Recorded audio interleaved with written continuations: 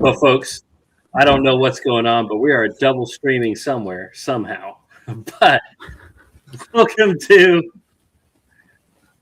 Wait, is my voice echoing, John, or am I hearing myself? You're good, dude. Just go. Okay, all right. I know what I did. I had a tab playing in the background, but we're going to pretend like we're starting right now. Hello, everybody. Welcome to For Future Generations, episode 53. It is the 1st of March already, and it has been, I tell you what, it has been a crazy week. We have a pretty interesting show, lots of stuff going on, a very evolving situation, and we're going to try to do our best to cover it as best we can. We will see what happens. I mean, we've heard reports now that Ahmadinejad has been killed. We've heard that Khamenei has been killed. Everybody's dying like flies.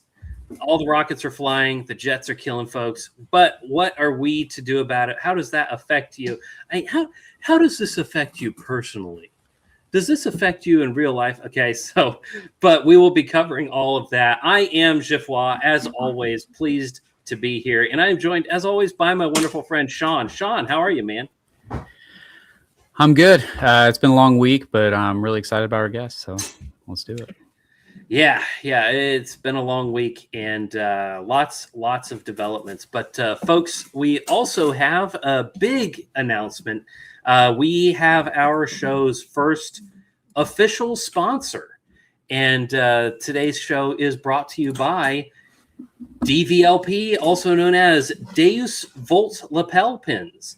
And Deus Vult Lapel Pins is a small family-owned business. He is a brother. He is a great dude. I've gotten to know him over the last year or so and just really, really appreciated meeting him and knowing him personally. But also he provides really cool accoutrements for your suit. I mean, if you are a man who goes to church, you should be wearing a jacket. You should be showing some respect. And what better way to show, some respect than put a little bling on there, So this his website is deusvultlapelpins.com, and here are some of his selections. He started this just as kind of a whim with these Jerusalem cross, the red, white, and the gold, and the purple, the green, with the colors of the calendar. And he moved on to Cairo and the Knights Hospitaller, the Maltese cross, which big fan. But really, really very, very cool stuff. Started reaching into denominational. Here you see the Lutheran rose. I'm a Baptist, so I've got some 1689 pin right here from him. And he reached out to us this week about sponsoring the show, and we're very grateful. But we're even more excited because, folks, for you, we have a discount code. In the description, you will find the link if you follow the link to Deus Vult Lapel Pins. But also that discount code, when you go to checkout, put in FFG.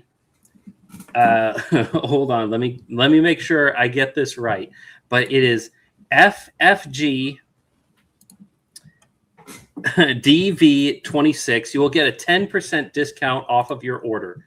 So FFG DV for Deus Vult. So FFG for Future Generations Deus Vult 26, and for 10% off your order. I like buying these by get yourself a lone bulwark pin. Highly recommend. I've grabbed a couple of these, and I was buying Deus Vult lapel pins before he sponsored the show because, like I said, he's a good brother, he's a good friend, he's a good man, and he makes good stuff. And what's not to love? So, without further ado, folks, let's get into the show, and let's put our banner back up, get our background back up. But we have a very special guest for you tonight. He has been on the show before. He is a great guy. He is a wonderful, wonderful man. Unfortunate circumstances sometimes. He's always in danger from the woke mob. The woke mob are coming to get him, and he's living by, living moment to moment, trusting in God everywhere he goes. But here's a warm welcome for Mr. Jeff Younger. Jeff, glad to have you. Thank you for being here. How are you, sir? Doing well, man. Glad to be back. Yeah. Glad to have you. And like I said before we went live, I wish it had been under warmer circumstances. We've met at events before, and it could have been more fun for that to be the recurrence. However, you were the guy that I wanted to talk to when I saw that this might start popping off. I mean, there were signs, there were evidences, things that we were amassing a huge navy right there on the coast of Iran. These things done in the last couple days, but you and I have talked about this before, and you've been on the show with Sean and myself, and we talked about Iran on our last show, and it was with the missile strikes coming back and forth from Israel to Iran, and the problems that was going to cause, the fallout from that. And here we are, I guess, pretty close to a year on, maybe a little short of that. And boy, the fallout that we do see. But Mr. Younger, if you would just give us a brief synopsis on what's happened so far, and then we'll get into our takes on what's been happening since, what the repercussions of that are going to be. Well, I think most people know, but I mean, the disposition of forces, you have Iran has, replenished about half of the missile stock that it shot in the 12-day war in 2025. We've put 2 carriers in strategic locations, one near Haifa, one in the Arabian Sea, to help defend Israel and to allow us to send attack sorties. They also do detection for THAAD. They have transponders for THAAD missiles, and the Iron Dome has been deployed over all the strategic sites in Israel. Israel's also flying combat sorties. Israel is claiming actual air supremacy over parts of Iran at this point. That would be incredible. Iran has decided, you have to look at disposition, capabilities and intentions, right? Right. This is basically, I think, should best be analyzed basically as an attrition warfare scenario. What it is basically a super high-tech artillery duel. And so I went back and resurrected some of the World War I operations research for artillery attrition warfare, and I actually ran some Monte Carlo simulations today on this conflict. And what that analysis showed is that it's going to come down to a contest of wills, who will politically break first. And I think Iran has signaled this intention, that it has no intentions of ever negotiating again, and it prefers war to negotiation at this point. And you can hardly blame them after entering. No, you can hardly blame them, because this is unconfirmed, but I'll go ahead and I'll say it. But there have been reports, and I don't see a link for it in the show notes, but I'm going to go out on a limb and say it, even though it's unverified. But there are reports that after this initial strike and retaliation, there was a talk that the U.S. invited Iran to remotely, right? Yes. And then they got several of their guys in a building, and while they were in the building talking to us on the phone, we blew up the building. Yeah. And believe that we got their heads, their head of their military. Jeff, do you know who was in that building precisely? Or I don't know the people who were in there. There were 2 senior diplomats as well, though. Right. Yeah. Right. And the thing is, when you're at war, it's nice to have diplomats if you're planning on bringing the war to a close. But if you're planning, one of the reasons I think Iran insisted on meeting in Geneva, because it's very unlikely that Israel would drop a bomb on Geneva. Right. Not very likely to nuke Geneva during the middle of a negotiation. And Iran essentially gave perfectly acceptable concessions at those meetings.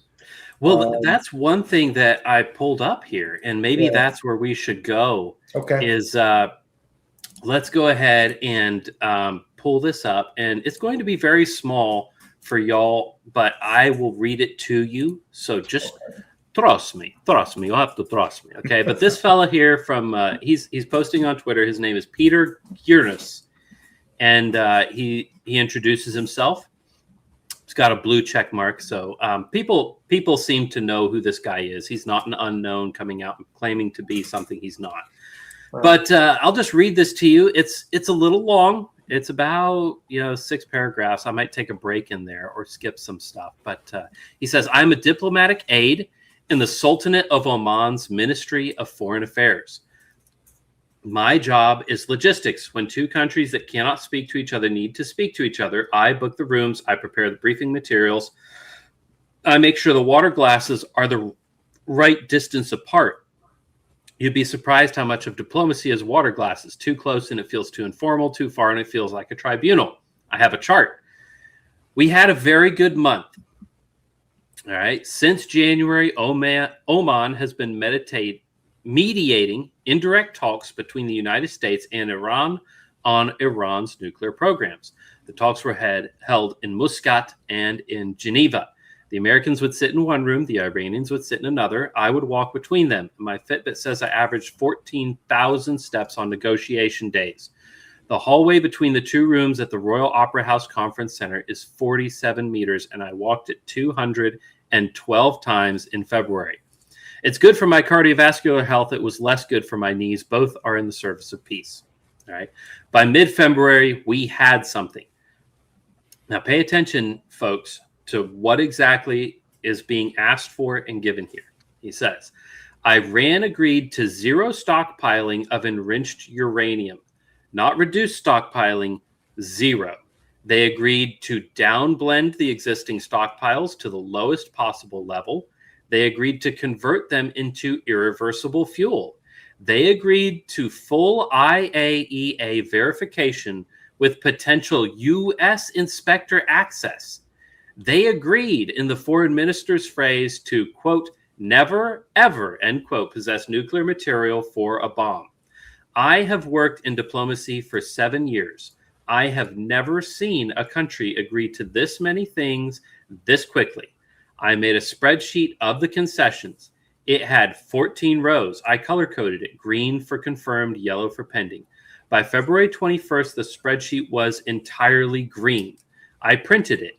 It is on my desk in Muscat. It is still green." That phrase took 11 days. Never, ever. The Iranians initially offered not to seek to. The Americans wanted will not under any circumstances. We landed on never, ever at 2:14 a.m. on a Tuesday in Muscat. I typed the final version myself. I used Times New Romans because Geneva prefers it. The document was 14 pages. I was proud of every comma. Here's what they said in the order they said it. February 24th, we have a once-in-a-generation opportunity. The foreign minister, private briefing to Gulf Cooperation Council ambassadors. I prepared the slide deck. Slide 14 was the implementation timeline. Slide 15 was the signing ceremony logistics. I had reserved the Palais des Nations in Geneva, room 20. It seats 400. We discussed pen brands for the signing. The Iranians preferred Mont Blanc. Americans had no preference. I ordered 12 Mont Blanc Meisterstruks at $630 each. They arrive on Tuesday. All right, notice this is planning for things, right? Planning for things. February 27th, 8:30 a.m. EST. The deal is within our reach. Foreign Minister, CBS, Face the Nation, sat across from Margaret Brennan. He said broad political terms could be agreed, quote, tomorrow, with 90 days for technical implementation in Vienna. He said, and I wrote this line for the briefing card he carried in his breast pocket, quote, if we just allow diplomacy the space it needs, end quote. He praised the American envoys by name, Steve Witkoff, Jared Kushner. He said both had been constructive. All right, and I'm going to skip down a little bit. He mentions Vice President Vance when talking about never ever, that quotation, he said it was encouraging. February 27th, President Trump says he's not happy with the pace. We had achieved zero stockpiling, full IAEA verification, which, folks, for those who are not aware, the IAEA is the anti-nuclear. What does that stand for exactly? It's the International Atomic Energy Agency. That's right, International Atomic Energy Agency, and it's the key inspection unit specified in the Nuclear Non-Proliferation Treaty. Right, and their job is to make sure that all of these nuclear power plants in places like Iran, Iraq, whoever it is that's trying to make them, make sure they're not actually a secret weapons bunker, right? Right. So their job is to go in and inspect your uranium, make sure that you're not making bombs, that you're actually just making electricity. Sean, do you happen to know, is there a country that has nuclear weapons that does not allow them to be inspected by the IAEA? Oh boy, would that be Israel? That would be Israel. Yeah, That's and I don't think that's a good. I don't think guess. North Korea lets those people in either. But That's right. Supposedly, the reason we have North Korea under sanctions is that they won't sign the Nuclear Non-Proliferation Treaty, which Israel won't sign either. That's right. And you would think that that would mean that we could not be giving aid to Israel if that it's illegal for us to give aid to Israel because they haven't signed that treaty. Yeah, it is actually illegal by the letter of the law for us to give aid to a nation that is thwarting the Non-Nuclear Proliferation Act, which they openly are. That's right. Iran has not been. Iran has been bending over backwards to comply with the IAEA. Right. And for that, we have stabbed them in the back. But as we carry on in this post, he says, every American president since Carter has failed to get Iran to agree to this 45 years, and he's not happy with the pace. February 27th, the foreign minister's flight departs duels from Muscat. I'm in the seat behind him, blah, blah, blah. He wakes up to push notifications on February 28th. The United States has begun major combat operations in Iran, President Trump. And this is the final bit, and I think it's very poignant the way he puts this. Operation Epic Fury, coordinated airstrikes, the United States and Israel, Tehran, Isfahan, Qom, Karaj, Kermanshah, nuclear facilities, IRGC bases, sites near the Supreme Leader's office. Israel called their half Operation Roaring Lion. Someone in both governments spent time choosing these names, Epic Fury, Roaring Lion. I spent 11 days on Never Ever. They spent it on branding. The president said Iran had, quote, rejected American calls to halt its nuclear weapons production, end quote. Rejected. Iran had agreed to zero stockpiling. Iran had agreed to full verification. Iran had agreed to never, ever. Iran had agreed to everything in a 14-page document that I typed in Times New Roman. The president said they rejected it.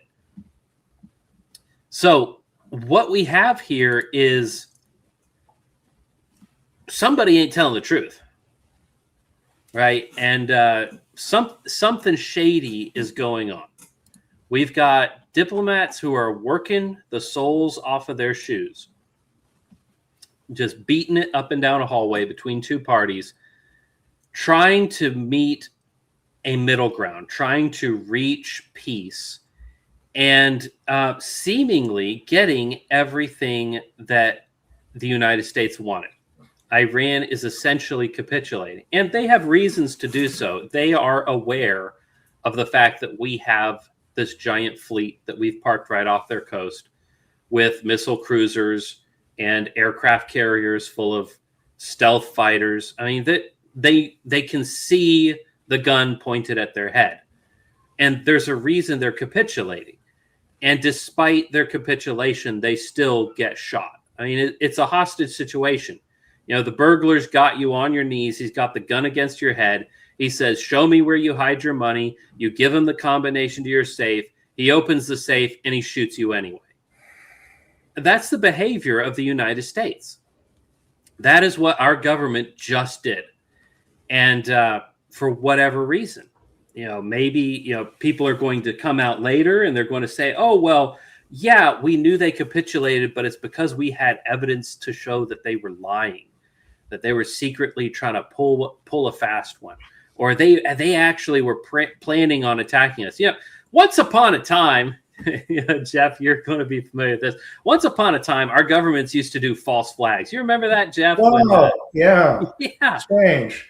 It's almost like false flags are the normal way wars are started, going all the way back to the ancient Greeks. But, whatever. Yeah. I mean, you had these false flag events. Now we've dispensed with that. That's too much work, man. Yeah. So and these concessions are actually astounding for a number of reasons. One is, don't forget that the IAEA inspectors turned out to be Mossad spies and gave the location of key scientists in Iran. And that's how Iran carried out assassination operations against their scientists. And Iran said, look, we need nuclear power for our facilities, and we want to have nuclear reactors. So we won't stockpile it in Iran. We'll actually stockpile our nuclear material in Europe under NATO control. Wow. Where it can be inspected. It wasn't just by the US. They were willing to have inspections by any NATO country and the IAEA and keep their uranium and enriched uranium in Europe. At their own expense. At their own expense. And they're paying for transportation. I mean, this is astounding. Yeah. Mm-hmm. So they were basically showing the world that, all we want are the sanctions lifted and you can have everything you want. Mm-hmm. And we went to war instead. Yeah. Because this has nothing to do with nuclear weapons or nuclear materials, and it's never had anything to do with that. And that just proves it. Well, yeah, and the fact that we are, I mentioned this in the opening, but this is maybe a good time to get into this. We killed Iran's supreme leader, Ayatollah Ali Khamenei, confirmed dead after an Israeli airstrike. It's understandable. Right now, leftist Twitter is kind of going ham on the whole, he was an austere religious scholar. He was, why are you killing him? He's not the head of the country. Iran has a different political setup than we do. First off, they're sort of parliamentarian, sort of, they inherit more from the British style of government than the American. But Jeff, if you would kind of enlighten some of us who are less familiar, what is the supreme leader of Iran? What is his role? What are his powers politically? So they basically have two parts of the government, and then they have a part that mediates between them. They actually have two parts that mediate between them. The first part is the religious part. This is the famous Ayatollah that you hear about, the supreme leader. The Ayatollah has the ability to approve political candidates, and he approves judicial candidates. He also has joint command of the IRCG, which is the Revolutionary Army. Yeah, it's sort of, think of it like the Joint Chiefs that we have. It's right. It's combined. It's not just an army. It's a number of things, including the intelligence services. And then they have a parliamentary democracy with a president. Mm-hmm. And this is the body that makes laws. This is the body that does foreign policy. This is the body that directs economic policy. It's, in a way, it's very similar to the old Byzantine Christian way of doing things, where the idea is that the church represented kind of the moral backbone of the Roman Empire, and the government represented the hands that do the good works from the faith. And so they work together in synergy. That was the intention of creating it. And then there's two mediating bodies in between there. One is the IRCG command staff, and they participate in meetings with both sides and mediate disputes relating to national security. And then there's a Supreme Council, which has 12 people on it, which is formally responsible for conducting negotiations when there's a conflict between the secular government and the religious governments. It's appointed, half are appointed by both sides of the governments. And that's the basic way that Iranians govern themselves. There are also a number of intermediary bodies between those. The whole thing is basically designed so that there are multiple eyes on everything that happens. When there's a law that changes, the religious leaders have a say in the laws. When the religious leaders want to take a domestic action, the secular government has a say by determining how it will be enforced. That's the intention. And this was and the result is that you've got a very stable government too. That's one thing that is a little bit envious, as a Westerner looking at the way that Iran is run. It's almost sort of like the way that our country was intended to be run from the beginning. This very much distribution and balance of power and interlocking ability to obstruct each other. But what that creates is a system that has a lot of internal integrity. But correct me if I'm wrong. One of the powers of the Ayatollah is he's essentially got a veto on pretty much any laws coming out. That doesn't mean that he can just write laws and enact them by himself, but he can prevent new laws from being created. And when you take out somebody like that in a government whose job predominantly is to slow down the process, that's not necessarily going to bring an end to the process. I mean, this guy, now I'm not an Iranian.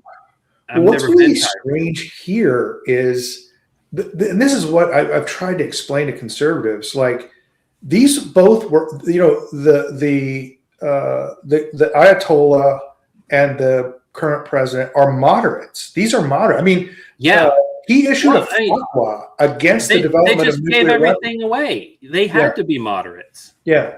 I mean, he issued a fatwa against the development of nuclear weapons, making it a beheading offense to even attempt to develop a nuclear weapon. Anyone in the government could be beheaded if they attempted to create a nuclear weapon.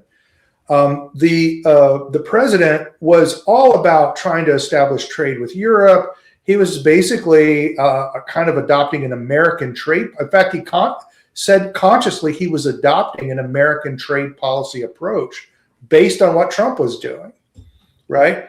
And so you had moderates, but now that you've taken out this moderate Ayatollah, what's going to happen, I think, is the IRCG is going to push really hardliners in there. And I think that's going to work against regime change. It's going to actually work against what they intended to do. But you just can't stop Israel from assassinating and doing decapitation attacks.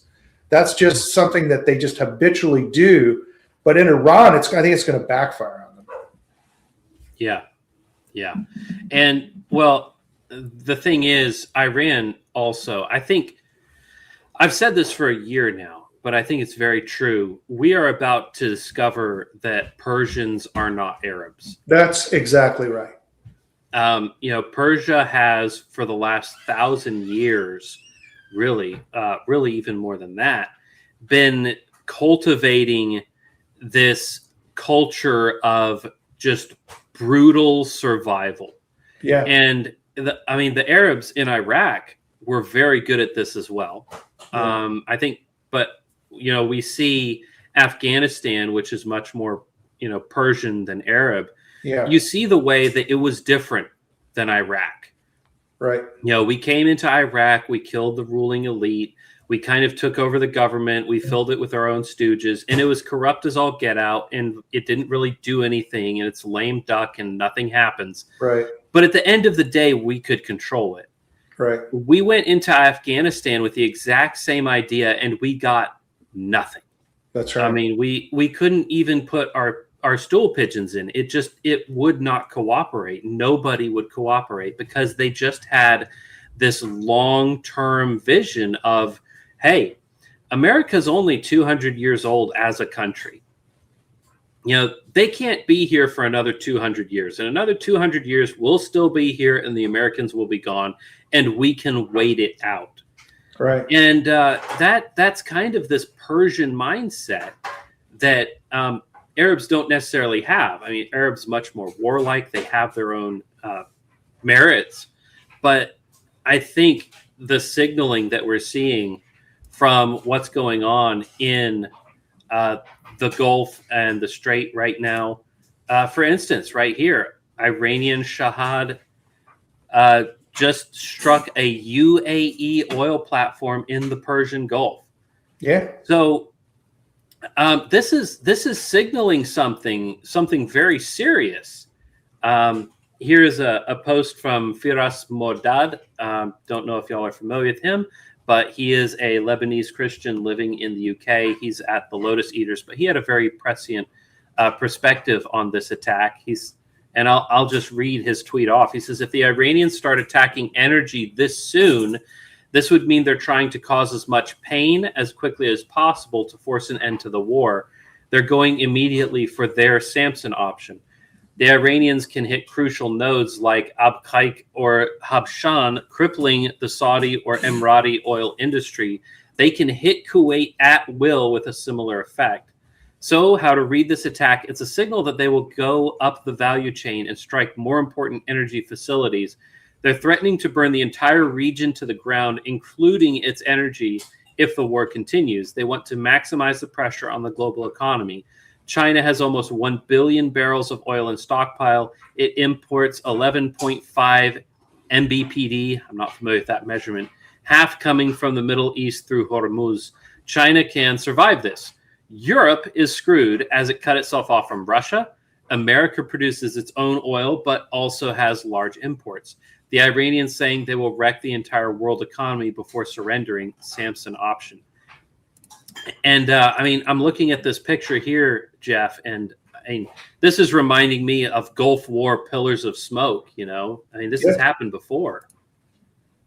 Yeah, and this is also a propaganda play by Iran, and it's really smart because many of the populations of these Sunni countries do not like foreign military presence in their countries.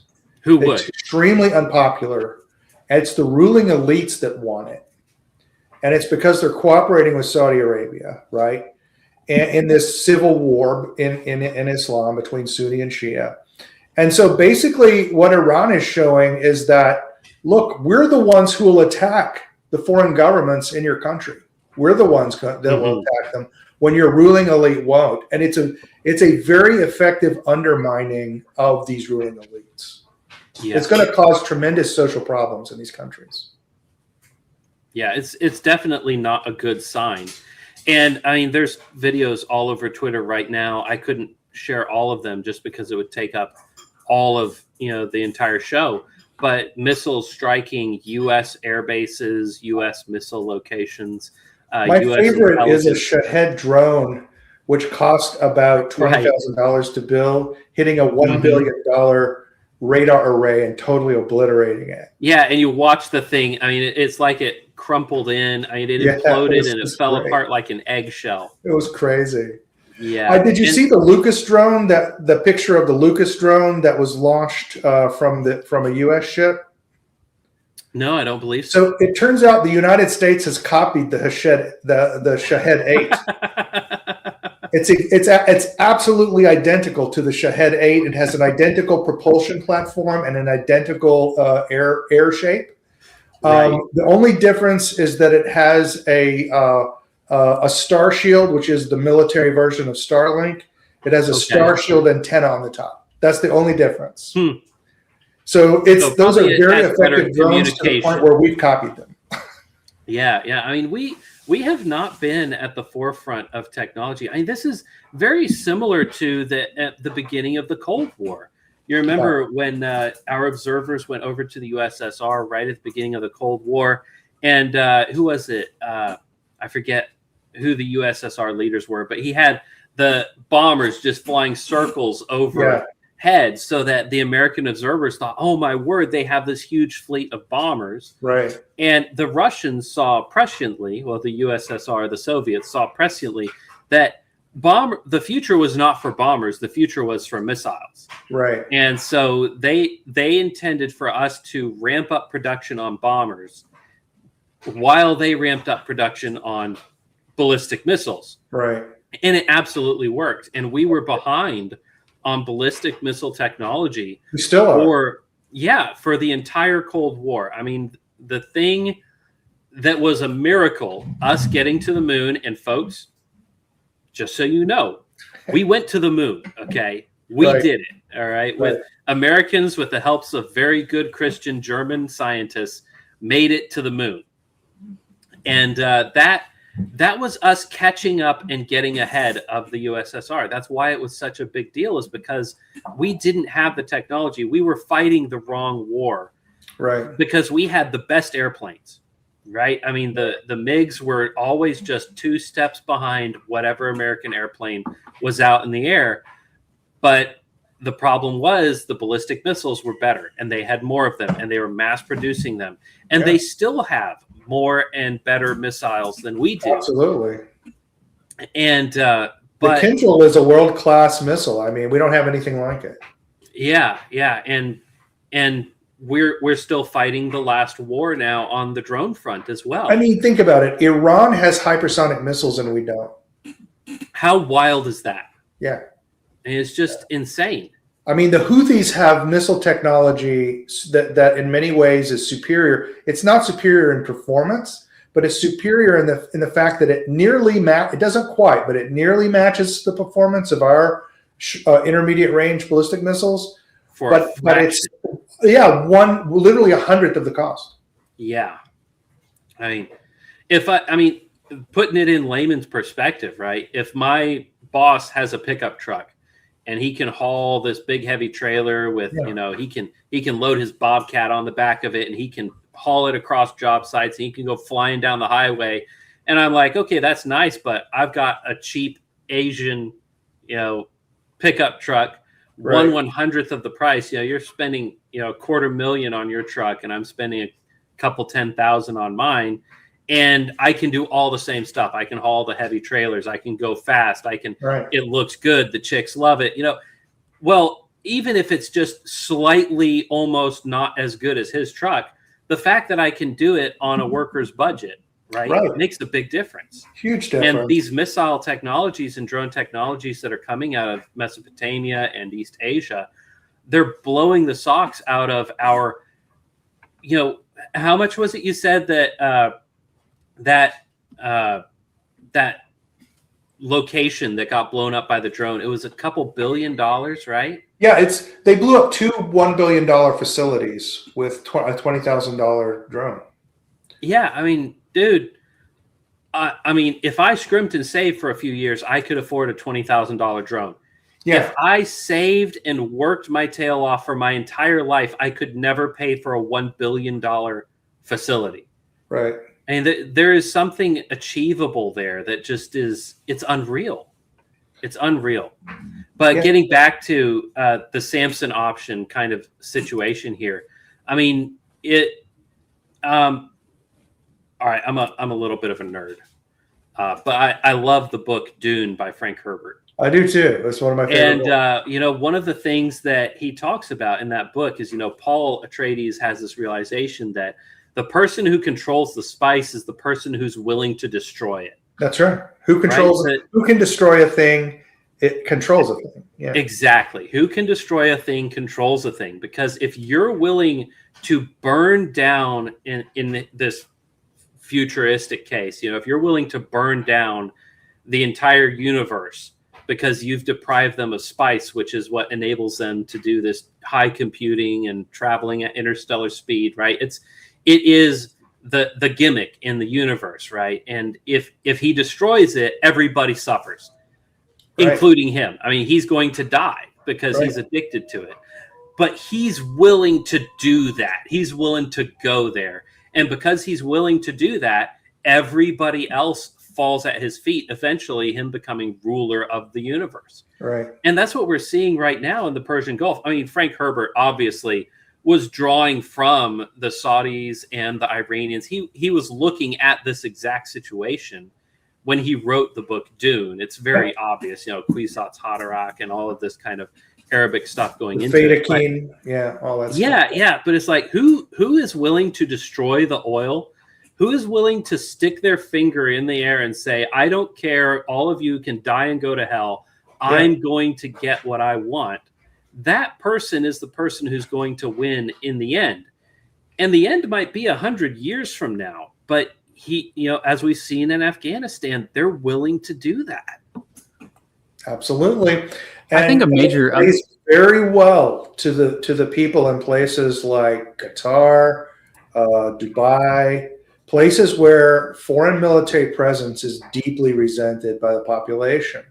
And it puts the population against these ruling elites in these countries. And it also means that there's a cost to the diplomacy of OPEC. Right.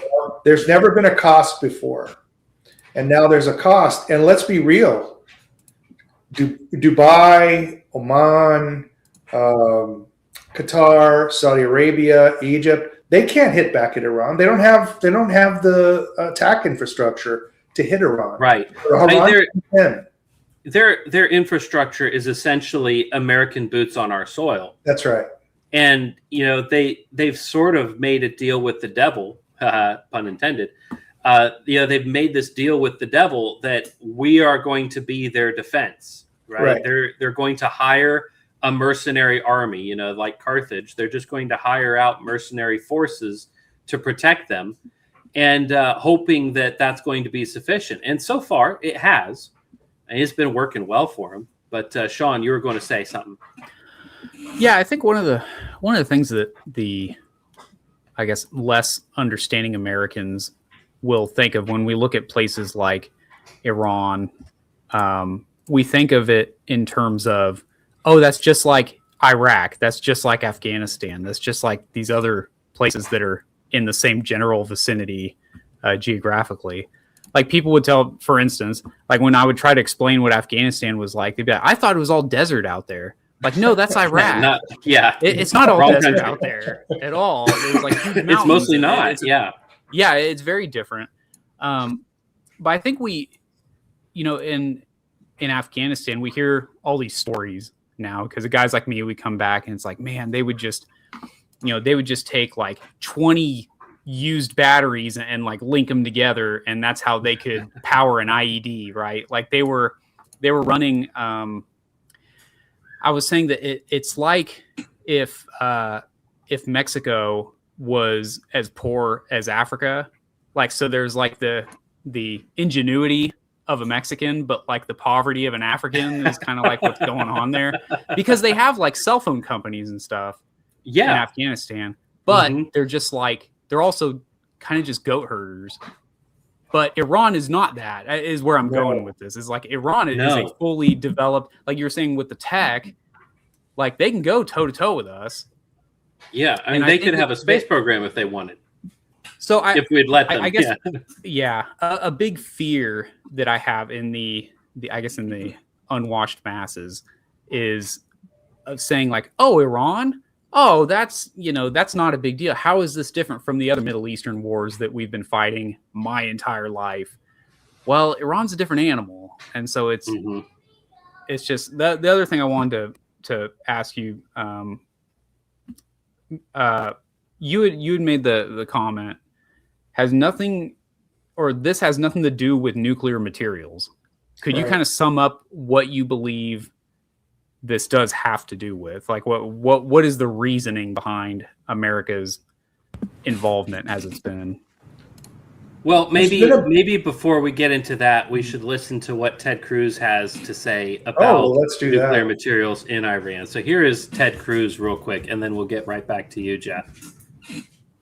You tell us now if you believe that there was an ongoing nuclear weapons program. One of the top arms control experts out there, David Albright, has written there should be an immediate priority on rapid response operations to secure Iran's nuclear stockpiles right now. Can you assure the public that it will be secured? And if so, who is doing it if there are no Israeli or U.S. forces on the ground?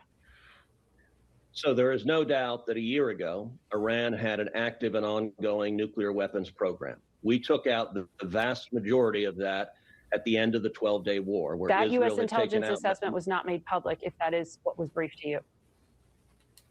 We launched targeted bombs at the end of the 12-day war, where we dropped the equivalent of about a third of a nuclear weapon on those underground facilities like Fordo, which is built into the base of a mountain. The bunker buster bombs we used, Israel doesn't have those bombs. No other country has those bombs. We took them out last year. The Iranians were still hell-bent on rebuilding them. And one of the things we are doing right now is taking out their missiles, in particular, the southern missile belt. Right now, Iran is building roughly 100 missiles a month. They're actively building missiles to threaten their neighbors. And they're firing some of them right now at their neighbors, at our allies. They're illustrating powerfully. They're attacking virtually every Arab neighbor that surrounds them. They are firing missiles that it's almost like they want to illustrate to the world just how malign they are. But in terms of containing the risk, who's securing the nuclear material that you say still exists within Iran? Who's doing that?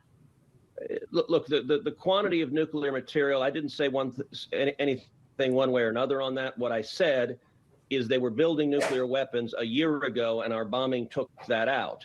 They also had an ongoing desire to rebuild them. I don't have present day intelligence on what progress they had made towards rebuilding nuclear weapons since we bombed their facilities. I have no indication that they were anywhere close to getting nuclear weapons because our bombing was devastating. And Margaret, that's one of the reasons I urged President Trump, now is the time. So it's very odd. They can't quite seem to get the story straight. Do they have nuclear weapons? Do they have capability? Did we take it out? You know, they're caught between a rock and a hard place because they want to be braggadocious. You know, we took it out, we got it, but at the same time, they also need an excuse to go back in. So, Sean, getting back to your question to Jeff, could you restate that just for the audience? Yeah, you had said this has nothing to do with nuclear materials. And so I was just, the obvious question would be, well, what is this about? Why are we doing this? We, America. So Israel is an inherently expansionist power. And there's two reasons for that. One is ideological. They believe in the Greater Israel Project that they should own all the lands between the two rivers, the Euphrates and the Nile. Another is that Israel just doesn't have strategic depth, and it recognizes this as a long-term strategic vulnerability, and it needs to be larger so that it's more defensible. And so Israel's had a long-term project to obviously annex the West Bank, annex Gaza, and get rid of Syria, and take at least a third of Syria, beyond the Golan Heights, and about a third of Syria. And that's for just to get that strategic depth that they feel that they don't have. The one power that's been standing in their way since 1979 is Iran, and Iran has acted as a check against the Israelis. Now, U.S. foreign policy, starting with Kissinger, was oriented towards creating a balance of power between Iran and Israel so that neither power could get strong enough to threaten U.S. interests in the Middle East. And the U.S. could go along with its resource extraction program unimpeded. The present administration seems intent on doing away with that and instead toppling Iran, essentially, putting in a puppet regime similar to what they did in Syria, and allowing Israel unfettered expansion. And so it's really about who is going to control the Middle East in the future. I mean, just I think it was 2 days ago, a former prime minister of Israel has now turned the sights on Turkey and is using the same rhetoric towards Turkey that he uses towards Iran. They're saying Turkey is the new Iran. Turkey is becoming a problem. It's because they want to expand right up to the Turkish border and beyond. Yeah, and you can see in this map that I've pulled up here, it's taking over half of Iraq, the majority of Syria, the good parts of Egypt, and the top half of Saudi Arabia, which is not necessarily the good half of Saudi Arabia. Right. The Arabs might not even care, honestly, but the rest of this map they'd be very upset about. And you can see there on the northern tip, going all the way into the bottom part of Turkey. That's right. They feel very strongly that they have, and this is a military doctrine. This is a cultural idea. This is a religious teaching in Israel that this is the land that they deserve to own. I mean, there's military units with that on their patch, with that map on their patch. Official military units with this as their official patch. This is the land that belongs to us. And you can see it occupies the southern part of Turkey. But they, Jewish chutzpah has a tendency to push itself too far, and then the repercussions, the consequences of that are devastating. But you can see, Turkey is a NATO nation, right? They're a NATO ally. Yeah. And they can't just invade a NATO nation or declare an open war against them. What they can do, and what we have been doing and Israel has been doing to some extent, and this is not conspiracy theory, this is known, published things, is we've been arming rebels in the Syria and the Turkish border. Yeah. I mean, there's an entire ethnic enclave of people that we have been training to be our, as it were, our Fremen, our terrorist, counter-terrorist, whatever you want to call them, but a tribal ethnic group who don't have a nation that we can then turn toward our uses and utilize their young men in a war against whomever. And you might end up with a cloak and dagger kind of a war going on between Israel and Turkey because of this conflict, this border conflict that they see coming on the horizon. They see the war with Iran as already concluded, which for them it is. For us, we might be in it for another century, but for them, we've crippled Iran enough. They're at war with the U.S. We can now focus on our next target, which is going to be Turkey via Syria. Yeah. And the only thing that's ever stood in their way was previously U.S. foreign policy, which sought a balance of power between Iran and Israel. And Iran has been the check. And the decision has been made by I don't know if it's been made by people in our government or outside our government. I don't know if it's been made by the Chabad Lubavitch people. I don't know who made the decision, but the decision has obviously been to abandon that balance of power diplomacy and allow Israel to expand to the east. Yeah. Can I ask? So you're saying Iran is a check? It's not direct conflict, or is generally it? Not. Yeah. Generally not. Okay, because the Hezbollah would be a good example, right? Yeah. So proxy forces in Iraq, Yeah. Yeah, and I guess the thing that you'll always hear, I don't want to say conservatives, but Republicans will say against Iran is that they are kind of fighting these proxy wars. Yeah, with they're the Israel. World's largest sponsor of terror, right? Yes. Yeah, that's what they always say. But I mean, are you saying it's really just anti-Israel things because Israel? It's a defense against Israel. They're not even really trying to attack Israel. They're just trying to play defense. They want to contain Israel from further expansion. I mean, Hezbollah was created to prevent Israel from taking over Lebanon. Yeah, and that's all Hezbollah exists for. And for a long time, they were a very effective light infantry deterrent to Israeli expansion. When Israel's invaded Lebanon twice, and it's never been able to get more than about 15 to 30 miles into Lebanon because Hezbollah is that effective. And that was all done by Iran.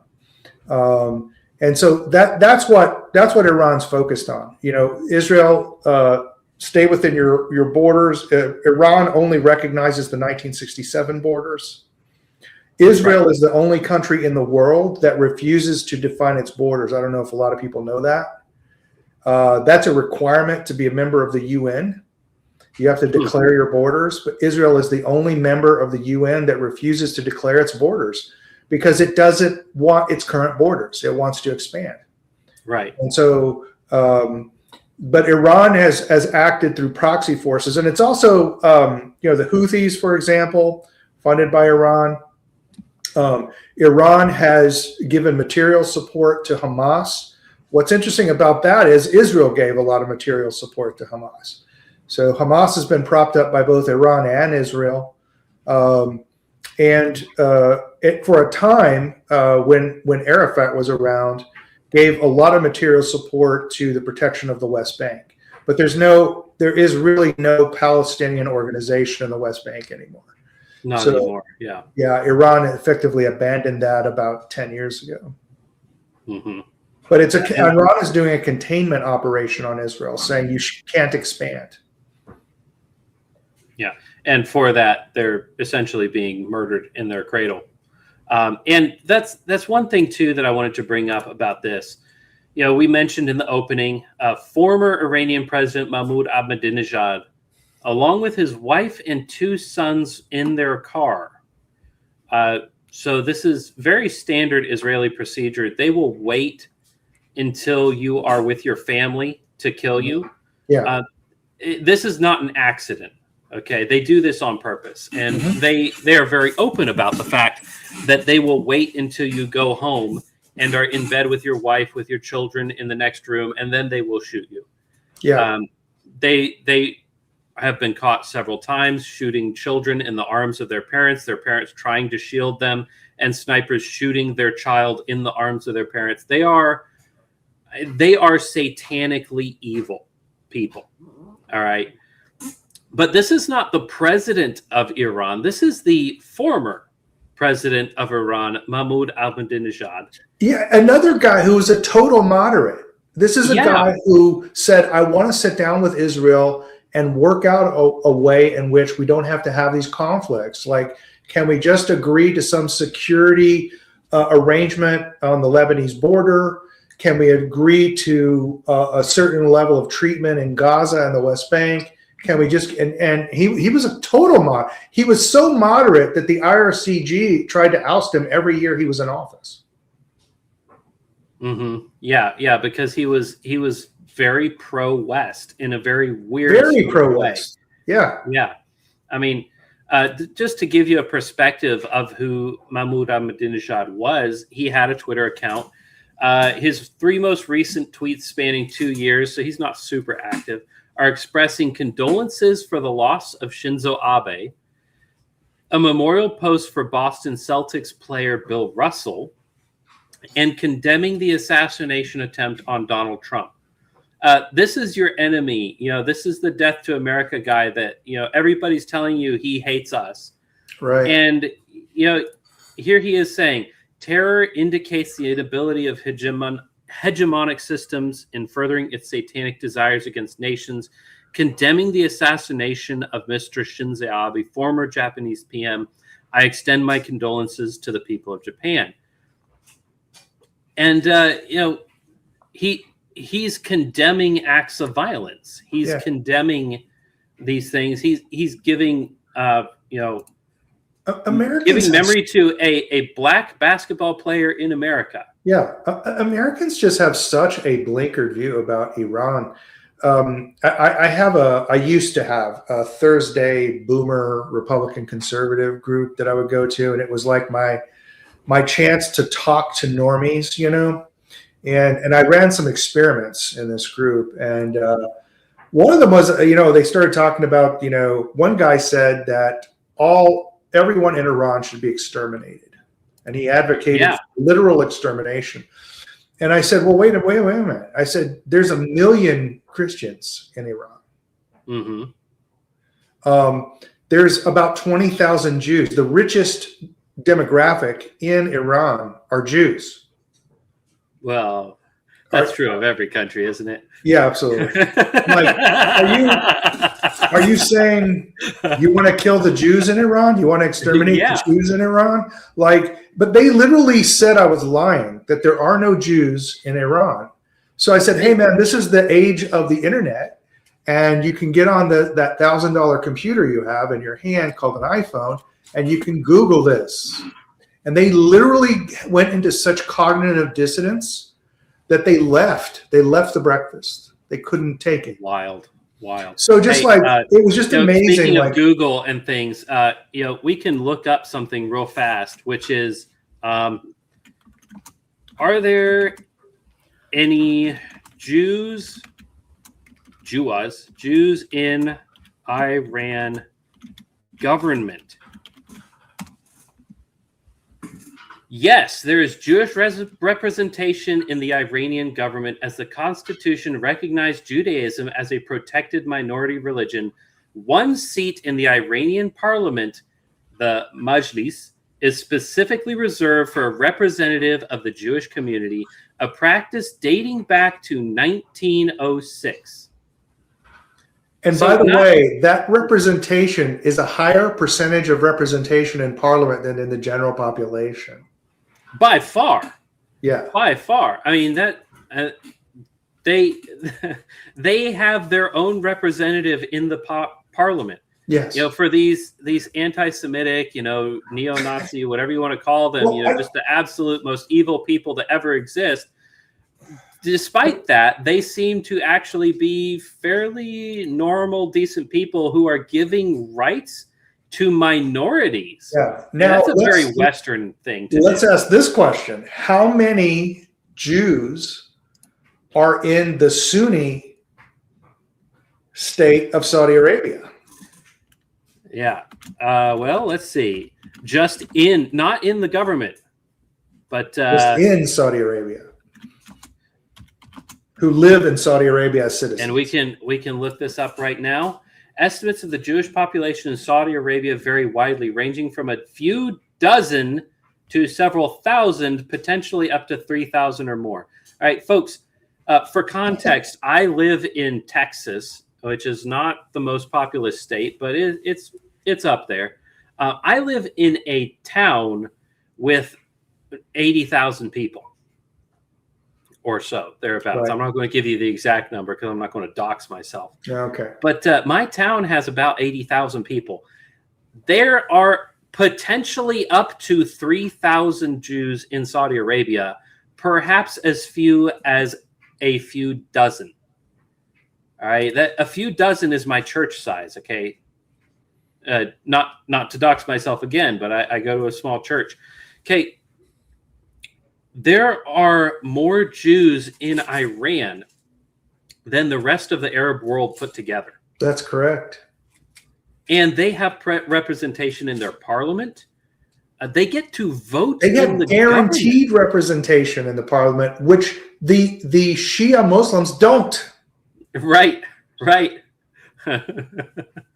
Yeah, it's for being the oppressive regime, these guys sure do seem to be very liberal and kind to their enemies. And the favor is not returned, unfortunately. No, there's just a tremendous number of misconceptions. And I point out, almost all the 9/11 terrorists were from Saudi Arabia. Right. Almost all the radical Islamism, the terrorism around the world, is Wahhabi Islam, which is based out of Saudi Arabia and protected by the Saudi Arabians. All this stuff comes out of Saudi Arabia, not Iran. Iran is just doing proxy war to contain Israel from expanding outside its borders. Yeah, and if you want to get into the human rights violations, everybody loves to talk about how Iran is violating human rights. If you, let's just say theoretically, took their treatment of bundles of sticks, if you took that out of the equation, the human rights violations in Iran pretty minimal compared to the rest of the world, especially the totally. Arab world. Yeah. Now let's look at Saudi Arabia, on the other hand, our sworn ally, whom we give our military secrets and we sell our military stuff, ally of Israel, in fact. You look at the human rights violations in Saudi Arabia, they're far more extreme. Those people are far more extreme. Far more brutal, far more unkind. And, if you want to talk about government oppression of freedom of speech, yeah, freedom of speech isn't great in Persia, in Iran. It's not like the United States, but it's far better than in the UK, a supposedly free Western nation. Right. I mean, Saudi Arabia wouldn't let you do any of that stuff. Oh, I mean, no, absolutely not. They kill women for exposing their face in public. Iran does not do that. No, they don't do that at all. Everyone gets the thing that I get all the time is, oh, Iran makes women wear the hijab, and all this stuff. And I'm like, really? So you're saying that countries can't have their own cultural notion of modesty? We don't let men walk around in their underwear in public because it violates our notion of modesty, right? Yeah. I mean, the rules in America are men in Iran oppressive. can't wear shorts. You can't wear shorts if you're in Iran.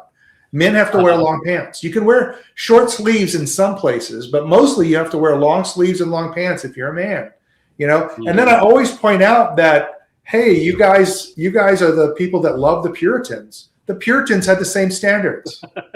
Yeah. I mean, and if you look at American modesty laws today and compare them with France, we're very oppressive. Yes. we're evil, Christian people that oppress women. Why is this hijab the biggest thing that always comes up? It's absolutely bizarre. It just shows you the propaganda, the power of propaganda in the American psyche. Well, in the West, you aren't allowed to tell women what to do. They are the holy cow that must not be touched. Right. So, actually, women in some churches in America, women wearing head coverings is a sin. That's the thing that's actually a sin, not women not wearing head coverings. Yeah. We've talked about before that there is a prominent leader of a supposedly very conservative denomination who has publicly said that he will and has excommunicated men for having their wife cover their head in the service. And, wow. I don't want to stand in his shoes come Judgment Day, because when you are excommunicating people for obeying what the Scripture plainly teaches, that's not good. That's very much not good. But we have that sacred thing in our society. Women may not be told what to do. Yeah, that's pretty much right. So there's all these misconceptions about Iran, and what I have found is that normie conservatives are not willing to correct them. They're just not willing. Given they do the same thing leftists do, right? You give them the facts, you can check the facts, and it has no effect on their opinion. They still think these people should be exterminated. Mm-hmm. Nothing. Next week, nothing has changed. Yeah, I mean, remember that interview that Tucker Carlson did with Ted Cruz? Yeah. And Ted Cruz is talking about, war with Iran. We need to bomb them, and we need to turn them into a pancake that glows, And Tucker Carlson just asked him, so how many people live in Iran? Yeah. And I don't know, I don't know how many people live in Iran. I don't have to know. And he's like, oh, actually you do. You're proposing war with this country. You really should know how many people there are. Yeah. But normie conservatives didn't find that relevant. No. Yeah. It's a huge problem. I think there's just a growing rift in the Republican Party over this. People say it's the Israel issue, but to me, it's just an issue between people who live in a fantasy and people who live in the real world. Well, people who live by the sweat of their brow and people who are rich men north of Richmond. It really is a distinction. Yeah. There was another blurb. It was long, and I decided not to put it in the show, but very similar to this talk that was done by this diplomat Peter Gurnos, Mhm. but it was a Marine who was brought in to talk with, when Soleimani was killed. Assassinated. Yeah. Yeah, when he was killed in Iraq, which is Yeah. disputed whether he was in Iraq or Iran. But when he was killed, they had these briefings where they brought in top officials and they had some high-ranking soldiers to kind of give their opinions. And he said in this meeting there was this very high-ranking politician, and he didn't give names, but he said the guy was just rotundly obese. Right. And the guy was just ecstatic about the idea that, quote, we are going to war with Iran, right? He's fighting for it. It's like the meme, right? God, please, just one last time. I want to see burning flesh before I die.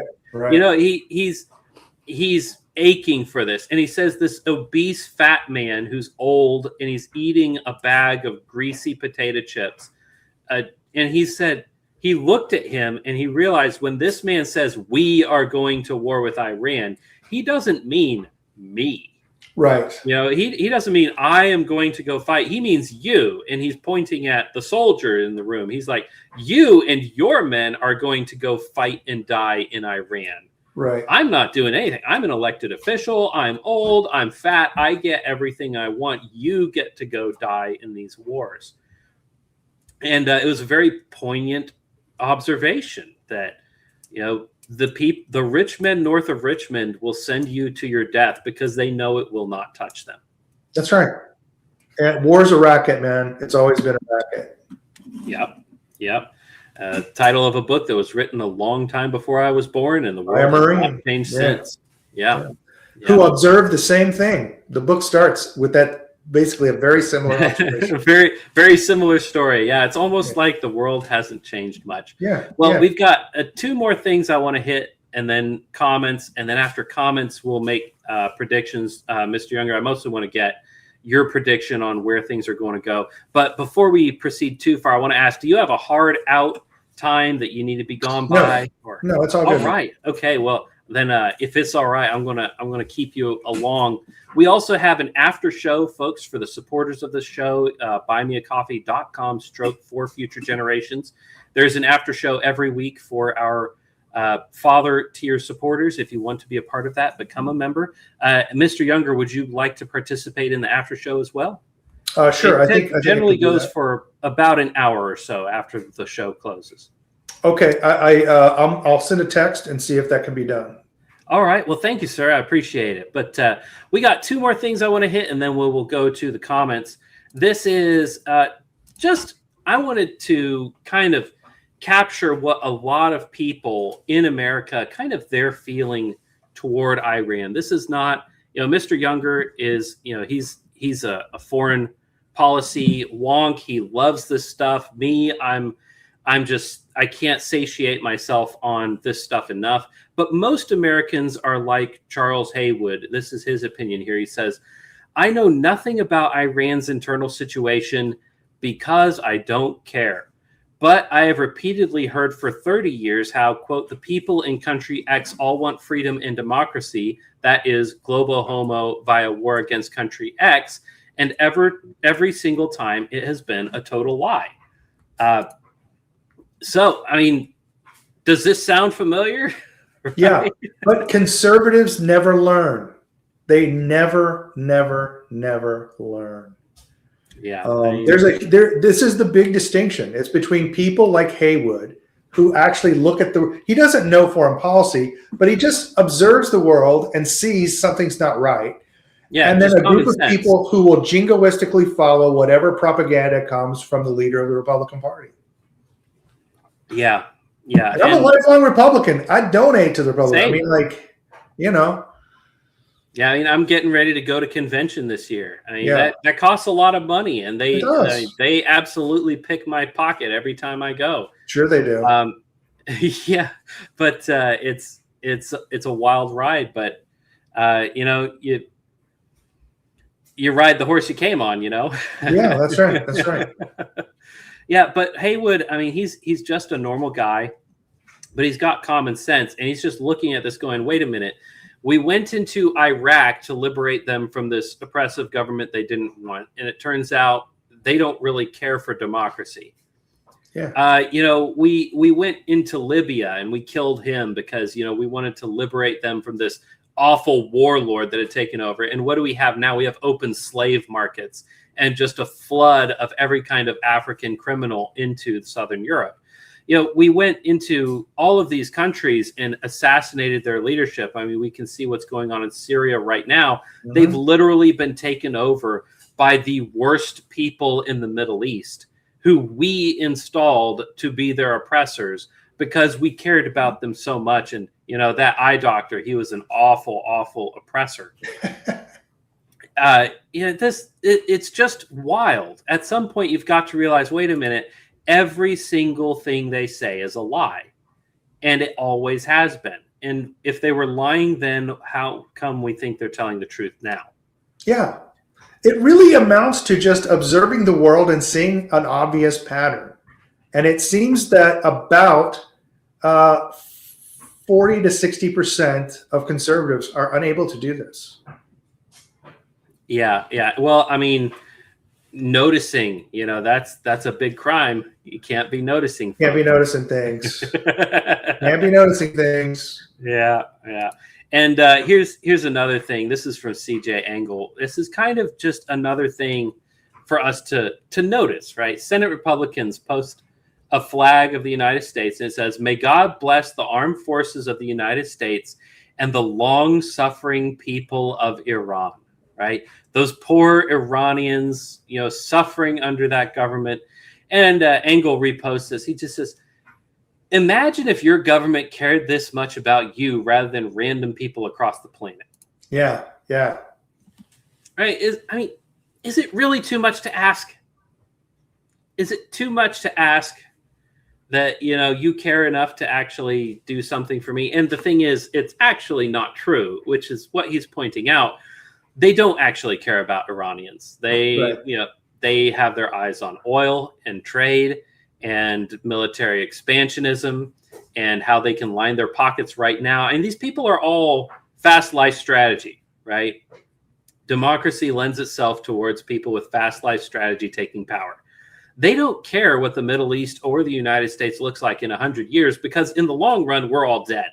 Right. So they're not making long-term plans. And CJ and Haywood, they're just common men who have this perspective. They're saying, wait a minute, I think I'm being lied to. I think you're yanking my chain, and I'm starting to not believe the lies that you tell.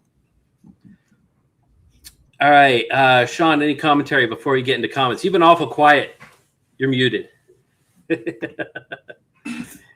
Sorry, I have loud things happening around me, so I'm trying to keep that from.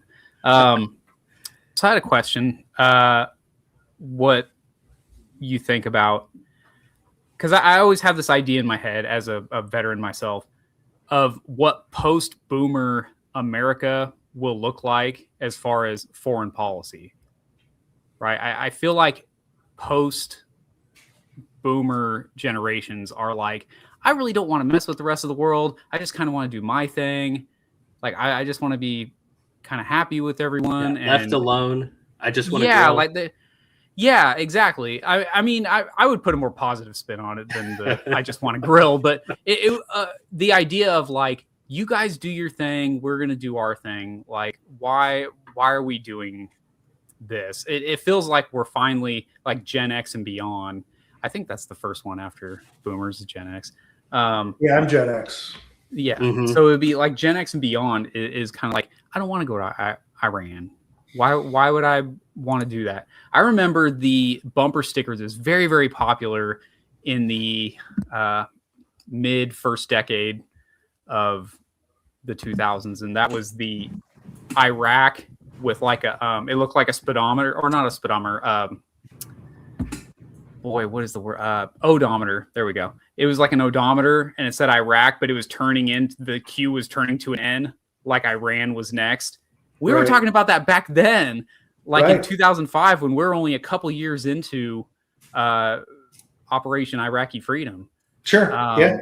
We were already talking about Iran. Oh, they're next. Yeah. We know they're next. If you watch Back to the Future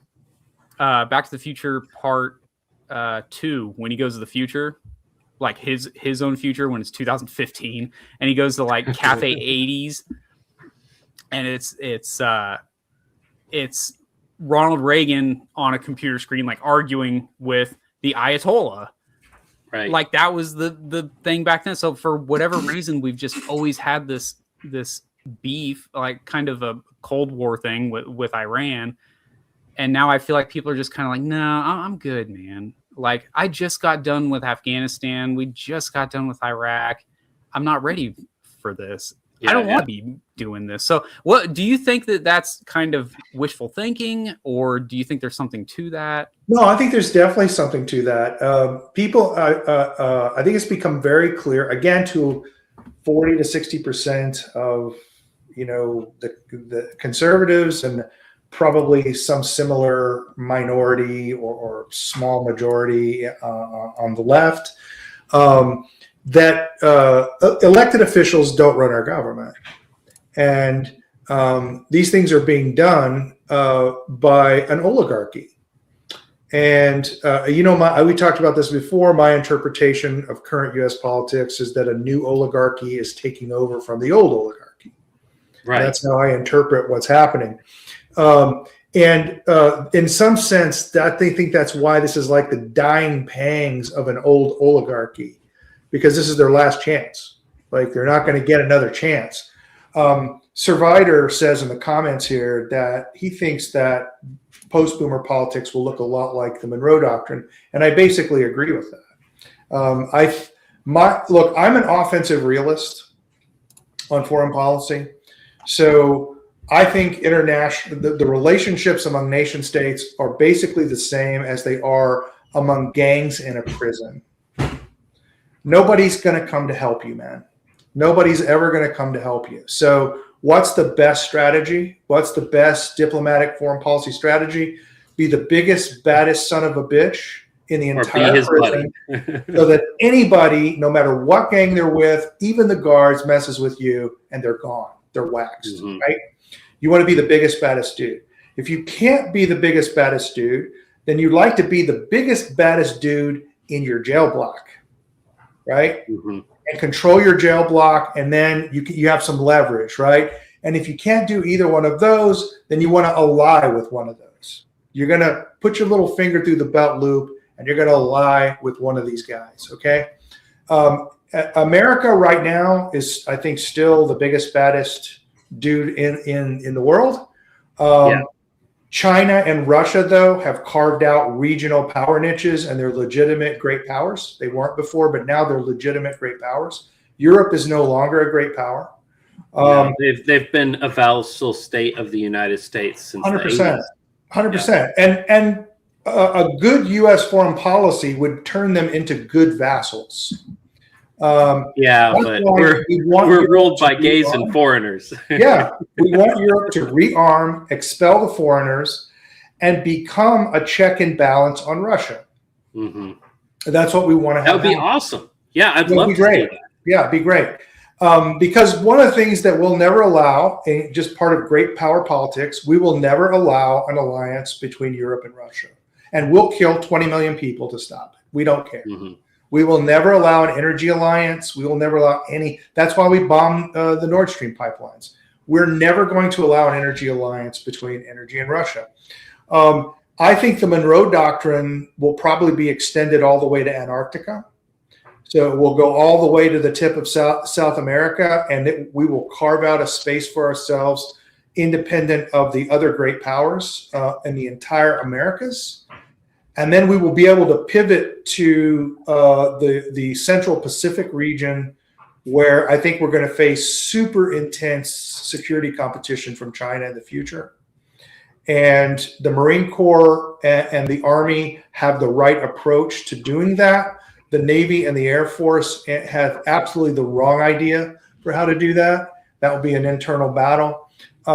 But that's what I think it will Which is not good, because in the Pacific, the Navy and the Air Force are actually much more important. You are correct.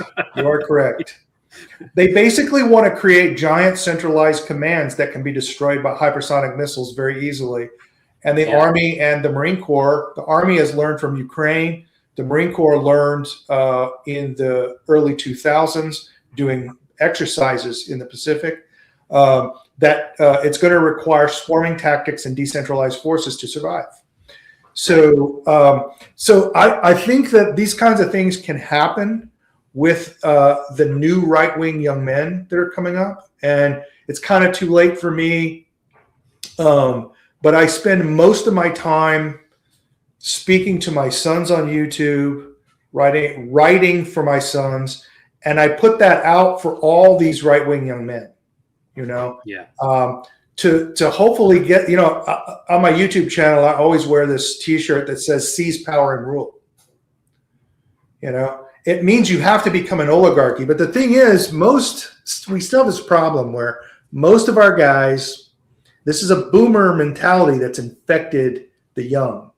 Gen X doesn't have it, but for some reason it got into millennials and Gen Zs. Look, if you again, elected officials don't control the government, right? So if you really want to affect change in the government, you need to become a hedge fund manager. Mm-hmm. You need to go into Georgia and control all the precision CNC shops in southern Georgia. So you control all the parts that get made for precision equipment in southern Georgia. Like we need to be doing these kinds of things. If you become part of the system that way, you'll have much more effect than ever being in public office. Yeah, I mean, Sam Francis talked about the managerialization of the United States. And the solution to that is actually seizing control of the managerial class. Correct. Because if they have the power, you have to infiltrate it. Before you can disrupt that power and distribute it back to its more natural, more efficient places, you actually have to take power. Yes. You know, like your shirt, you know, take power and rule. That's, you know, that's just Latin for you can do things. You can do things. And the thing is, it's never been a better time for young men to do this because the boomers are dying off and they're all retiring. Mm-hmm. So our young men should be buying up all of the small manufacturing businesses in the country from these boomers. Yeah. I mean, that should just be what's happening. A lot of what's happening is the boomers are breaking it up and selling it to foreigners. That's exactly what's happening. We've got to do everything we can to legislate, to seize that, to stop it from happening, because that is the death of a nation right there. The actual biggest political problem we face on what I call the new right, the biggest political problem we face is the capital allocation system in this country. Mm-hmm. Which systematically denies young white men business capital. Explicitly. Yes. It is the biggest problem that we need to address, and Trump won't address it. Nobody will address it. Yeah, it's a big problem. I was telling before the show, just to your point, I was saying I had a 59-hour work week. Me and this other guy that I was with, he's only 20, another white guy. And I mean, this dude is just a beast. And we do some hard labor stuff. And I'm just thinking like, man, in any other timeline, this dude would be running the show by now. Right. Like he's physically, he's competent at what he does. He kind of de facto runs the job site to an extent, to the point where I'm just like, hey man, you're the only one who's going to be physically able to do this thing. Like you're small enough to get in this hole and you can do whatever. And I'm going to follow your lead. You tell me what you need. Like any other timeline, this guy is running the show. Right. But because like you're saying that he can't get capital. Like he cannot get capital to start his own thing, and he can't get SBA 7 loans. He can't get private capital. He can't get angels. He can't get VC money. You know, I told a very prominent venture capitalist, a guy that you know, has a very popular podcast and has one of the top crypto VCs in the world. And I told him to his face, I said, fuck you, bitch. You denied me capital in my most productive years because you have a principles pledge that you require all of your bundle of sticks CEOs to sign, which is basically an "Are you a leftist?" test. And you have systematically denied every person who is even moderately right of center capital. So you sit around here and you want to talk about, he was pontificating about, we need more people to innovate, and more people are going to be able to innovate with AI. I'm like, you have systematically denied half this country the ability to innovate, and how much economic waste has occurred as a result of that, right? Mm-hmm. And these guys, I'm telling you, man, he just laughed. They don't care. No, they don't care. His bones. Yeah, they do not care. So it's good, but I think to some degree trades, although trades are a problem too, but small manufacturing, businesses that are resistant to outsourcing, these are where our guys need to go. And owning tangible assets and building things where you move matter around, not bits. Mm-hmm. That's where our guys need to go. Elon Musk is a good model. Elon Musk chose not to go into software. He chose heavy industry. Okay. And our guys can't get into heavy industry. They can't get capital. They'll never get the capital for that. Mm-hmm. But it is possible to get capital for small industry, right? That is possible. And our guys should be really thinking about that, Yeah. And if you get a small industry, you can finesse that into large industry. It's going to take generations, but it's doable.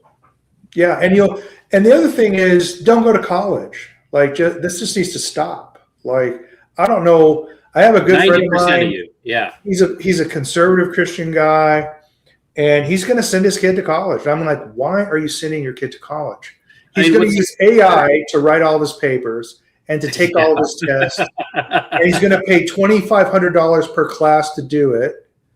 And he's going to be surrounded by sexual debauchery, drug abuse, alcohol abuse for 4 years. Like, what is the purpose of this? And the entire time, girls are going to be business in 4 years. Yeah. And the entire time, girls are going to be trying to baby trap him or throw him in jail. And then he gets out and gets a degree that he may or may not be able to use. And the only thing dumber than sending your sons to college right now is sending your daughters to college. Yeah. Don't do it, guys. Unless you absolutely know that you can be a doctor or you can be a lawyer. There are a few jobs that you need a degree to get. But that needs for the most part, it does need to change. A lawyer by apprenticeship or a doctor by apprenticeship. Yeah. Well, I mean, the first colleges, the first universities were just the exact same thing as a fraternity. The fraternity structure of these European guilds created universities as as the same training system that we to this day use for plumbing and electricians. I mean, the whole bachelor and doctor and master. I mean, that terminology comes out of fraternities, and that's the exact same thing that you have with journeyman plumbers and master electricians. I mean, a master electrician and a master's degree have the same exact origin. Right. And there's no reason, absolutely no reason that doctors and lawyers couldn't be trained in the same methods as a plumber and an electrician. 100%. Houses aren't burning down. Is. Everyone will tell you that they actually learn medicine in their residency. Yeah. And it's because they're apprenticing to other doctors. 100%. Yeah. 100%. But we do need to get in the comments. So. What about Alberta, Saskatchewan, British Columbia? We'll get down to that when we get down to it. Let's start at the top and work our way down. Okay. So here in the comments, here's Sir Vilda says, "Hi ho, what a time to be alive." Yeah, doesn't it feel like that sometime? This is in reference to the Deus Vult pins. He says, does he have a 30 AD pin I could get for the founding of my church? That's this one right here, guy. That's this one. You know, we're the originals. No, I kid. But yeah, everybody believes they're the originals, and it's a matter of perspective. Somebody's got to be right at the end of the day. But he says use code FFGDV26 for 10% off orders for Deus Vult pins. Yes, thank you, sir. I flubbed that discount code because I wrote it down in a different location than what was right in front of me. And this is him taking the yanking your chain a little bit. He says he looks like Jeff the Older. It's true. It's true. Yeah. I actually introduce myself as Jeff Younger, and then I say, "Don't laugh. It used to be true." Right. It happens to the best of us. The other Paul is our mate from Australia. He says, "Hello, lads. Good day, mate. It's got to be about noon for you over there. So I hope you're having a wonderful Monday afternoon." And Sir Vilder again says, "You're Jeff the Younger." Yeah, I am Jeff the Younger in this case. Yeah, and let's see. Down here to the Christian Imperialist, he says, kind of puts the invasion of Iraq in perspective. Yeah, I mean, it's that scene from, I mean, Sean, you mentioned Back to the Future 2 earlier, but it's that scene from Back to the Future 1 where he's like, hey, I've seen this one. It's a classic. Yeah. Right? Yeah. It's like, yeah, I mean, I've seen this show before, haven't we all? And then Christian Imperialist says, Moscow refused to use decapitation strikes because you need a sovereign to negotiate the end of a war. Rus had no intention to fully destabilize Ukraine because that would invite foreign interests to Ukraine. It's true. Yeah, he's got a point. He's got a point.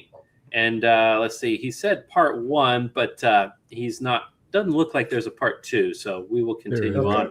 Mr. Kingfisher Jim says, why name a country Iran? Where did they run to? Yeah, right next to Iraq, evidently. Yellow Moss says, Iran is named after the Flock of Seagulls song. It was a big hit in Persia. It probably was a big hit in Persia, actually. I walk along the avenue. My dad had that song on a disc that he obviously ripped from a tape because there was a moment in the song where it went just real quick. And so anytime I hear that song play on the radio, which is vanishingly not very much anymore these days, but it'll get to that part in the song where it skipped on the recording that I heard as a kid, and then it doesn't do it. My brain has a little freak out moment. Yeah. It's very funny the way memory works. But let's see. Jeff doxed himself, lives in Snook, Texas. I don't know where that is. I have a feeling that you're making that up. It says, women are the sacred cow in America. Yes, cows indeed. Cows, yes. Big, fat cows indeed. Cows of Bashan, no less. Sir Vilda says, I want to participate in the after show, but I have limited funds. Sucks to be you. Moving on. Yeah, go be poor somewhere else. No, but in all seriousness, the after show is for our supporters. It is a special privilege for people who have sacrificed something in order for us to do this. It's something that we do out of the deep appreciation that we have for those supporters. So yes. Sorry, not sorry. Cervella says, every time I say jingoism, my family tells me I am a horrible, unpatriotic libtard. Interestingly, this is okay. I fought for the right to be wrong. Yeah, I mean, you and I are kind of the right edge of our family. For those who don't know, Sir Vilder is my brother, which is why he comments so frequently on here, and I appreciate it very much. But he and I have different foreign policy ideas than the rest of our family. And I think that's becoming very normal in the United States. There is a breakup happening, especially on the right. But it's interesting how some people on the left and in the middle are kind of caught in those crosshairs as well. It's very, very odd. And this is always a laugh. He says, I think it might be too much to ask the government follow through on their promises to me. It's never going to be answered in a way that I'll be happy with, so why bother? I mean, you serve your country and you get a free education. They break your body and you go to this hospital, so this education doesn't get you employed, and then you go to the hospital and they can't fix you, and it's like, what did I do it all for? What did I do it all for? That's a good question. It's a good question. But getting back to this, we discussed earlier, I think post-boomer foreign policy will look more like the Monroe Doctrine. It depends. It depends. I mean, like Jeff was saying earlier, it really does seem like you've got a new aristocracy attempting to dethrone the old aristocracy. And it's not just one new aristocracy. There really are multiple people at play here. And it could go any kind of direction. It really could. This is what the Russians say about America, right? That you can't make agreements with you. They actually invented a Russian word, which means not agreement capable, to describe the United States. Ask the American Indian tribes, right? It's not controlled by the electorate. It's not controlled by the elected officials. The agencies are controlled by one of three major oligarchies that exist in this country, who are all in competition with each other. Absolutely, yeah, and will immediately break each other's promises when they come to power. Yeah, so there's that's the thing. The military-industrial complex has been largely aligned with the Wall Street oligarchs, and I think that's changing to the tech oligarchs. Mm-hmm. And I think there is going to be some big changes there. And that presents some opportunities to maybe change the way capital allocation is done. Yeah. I've talked to a lot of young right-wing groups that are forming, around the country. And all of them have in their minds the boomer foundation model. They want to first of all, they all want to write a book on political philosophy. Right. I'm like, dude, we don't need another book on political philosophy. We need another guy who knows how to run a company. Like, that's what we need. Right. But the other thing is they want to build a foundation with money coming in and fundraising. I'm like, what we need is a VC model where we place 1,000 small bets and we reinforce the ones that are successful. Mm-hmm. If you're a young man who can pull some shit off, then we can get you money, right? But one of the problems that I keep encountering too is a lot of these young right-wing men don't understand that you have to prove yourself with a track record before you can ask for money. Yeah. If you want to ask them, I'll just ask them, well, okay, I have some money to give you. Why should I? Yeah. They don't have good answers for that. So there's some work that our young guys need to do. But one of the first things we need to do, I think, is abandon the foundation model for financing our activities and go with, we need like right-wing VCs that like go out with right-wing projects and reinforce success instead of failure. Yeah. I mean, it's the old principle, right? Jesus Christ gave it to us himself. He who is faithful in little will be given much. He is faithful in much.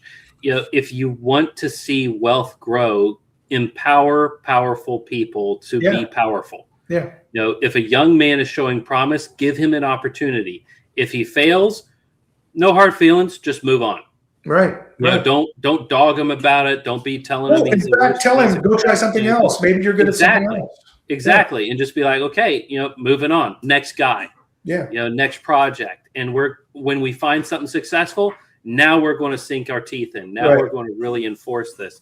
And it's such a simple thing. You would think somebody would be doing it. And maybe somebody is, and we just won't hear about it for 5 or 10 years. Right. But hopefully that takes off.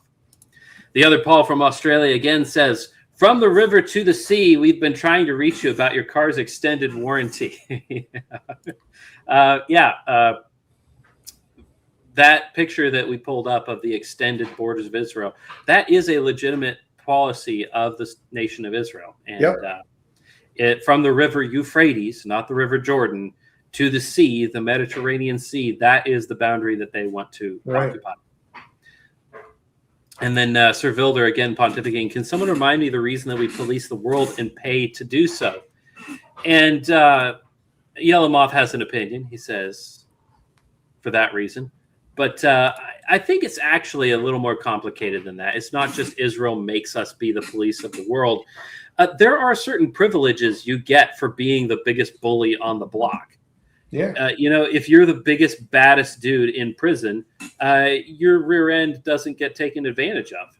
Right. You get to bum a cigarette off of any guy you want, anytime you want. Yeah. You get a little bit of everybody else's commissary because you're giving them protection. So yeah, you are paying for the privilege. You tax-paying American, you soldier of the United States who broke your body or died in the service of this. But the politicians and the wealthy Wall Street fat cats and the industrialists, the war economy, they all profit handsomely from this, and they're not paying for it at all. No. They're making money. Their net is very, very high, whereas you are losing money. So, yeah, it looks bad to you, but that's because you happen to be a peon.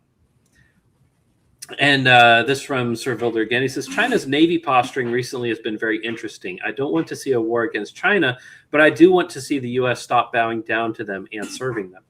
Yeah. Yeah. I mean, Mr. Younger was very, he talked about it briefly in this podcast and in the last podcast we did with him, what China sees as their goals in the China Sea and moving towards Asia, moving towards America, what they intend to do. His links are in the description, his Twitter, his Facebook, and his YouTube channel. Watch his stuff, because every once in a while he talks about this, and when he does, it's always interesting to hear what their intentions are. And there's another group that's less about theory and more about what's actually happening on Telegram. It's called Bellum Acta, acts of war. And you can follow them, and it'll just tell you, if there's a missile launch, if there's an army attack, if there's a drug cartel explosion, and it's just play by play. No commentary, just this here, this here. And if you start following that consistently, you start getting a picture for these things happen for a reason, right? They're not random. They're bellum acta. They're acts of war. Yeah. And these acts of war happen because people have desires, they have intentions, they have goals that they're trying to achieve. And when you start paying attention, you start seeing what a lot of these people want to achieve by those actions. And Yellow Moth says this, because they have blackmail on all our presidents. Yes and no. That is certainly a part. I mean, blackmail has always played a part in any kind of royal or political, any type of power. I mean, you can read about court intrigues for the last 1,000 years, and there was blackmail going around everywhere. Unfortunately, as much as I hate it, this is normal. It's totally normal. Yeah, what's going on is the curtain has been pulled back, and you are seeing one of the many blackmail merchants. And essentially what he was just a courier between important ethnic groups who had political goals that they wanted to achieve with each other. Yeah. And he used that to glean information that he would sometimes use to exert pressure. That's been happening forever. And it's not just blackmail. I think people need to think more broadly about this kind of thing, right? Look what happened to Trump, okay? I think Trump initially was probably kind of with us on a lot of things. But then what they do, they criminally prosecuted him. They went after his children. They got civil judgments against him, which froze all of his bank accounts right when he was running for president, which forced him into the hands of large Jewish donors. Mm-hmm. Right. And as soon as he went into the hands of those large Jewish donors, all of his bank accounts were unfrozen. He wins on appeal, and all of the criminal prosecutions of his children are done. So the function of the coercive aspects of the state in the agencies and the courts is precisely to bring people under political and ideological control. And so it's much more than just blackmail. And then there's the propaganda aspect of it. Americans in particular have been subjected, I would argue, the most sophisticated and long-running propaganda program ever perpetrated on a people in the history of the world. to the It's hard point to argue where, against it. yeah, I mean, it's so effective that there's no evidence that works. Like people are impervious to facts. That is a big, powerful part of influence as well. I mean, we talked about Dune. You know, who manipulates religions to achieve political ends for themselves? I mean, that's kind of like the Bene Gesserit, right? Yeah. So I wonder who the Bene Gesserit represents. Yeah, who's manipulating all of the religions Yeah, in the who's Middle doing East that? and in the West to Yeah, make who's doing themselves that? out to be, the special people that you have to give them all your money and you have to go fight and die for them. Who is that? Yeah. Yeah. It's interesting, isn't it? Well, Mr. Younger, please stop noticing. That's That's bad. That's very bad. Naughty boy. But it's a huge problem. Like if you enter into the political system, this will happen to you. It happened to me when I ran for office. I lost my kids. Right. And they went after my kids. Like they have no limits. Yeah. Well, and because they are children of Satan, they love to destroy things and they love to hurt good people. And that So is. We've always been at war with Russia. Yes, we've always been at war with Russia, and also now your sugar ration is going down. Yeah, it's time for our 15-minute hate. Yeah. Your sugar ration is going up to one gram less than it was yesterday. Yeah, that's right. It's always been half a gram. Yeah, Yellow Moss says young white men don't get jobs in the U.S. It's been this way since 2010. It's true. Yeah. Although there are good numbers coming out right now. Things were really bad ever since COVID. A lot of companies very explicitly said that they wanted to hire foreign labor, and they did. They hired minorities, they hired foreigners, and they laid off a lot of white middle-class Americans, especially young men, because men are the worst of all majority. They're not a minority ethnic group. They're not female, and most of them are not homosexuals. And so they get the least amount of preference. And so because these jobs are trying to meet numbers on a board, they get very little employment. But it seems like this year that's improving. The numbers from last year are looking good. A lot of that, I think, is just because it's unsustainable. When you hire people because of their attributes rather than their competence, you, by virtue of the fact that you selected for it, you get less competence. And so companies, I think, are starting to bite the bullet and realize, wait a minute, we need to hire people who know what they're doing. And that's going to result in a swing the other direction. I hope. I sincerely hope. All the major corps are going to fail because they're full of Indians and run by Indians. Yeah, that's what I said in so many words. Microsoft, Windows 11. Yeah. Windows 11 is bad. It's really bad. And Microsoft is getting worse. And it's because of the way that they've decided to run their company and who are running this company. This is interesting. Sir Vilder says, thoughts for next week's podcast or maybe the after show. What do we think of getting Alberta, Saskatchewan, British Columbia, Yukon, and Manitoba? What I would like to see is an independent Alberta. They have the desire. They have the ability.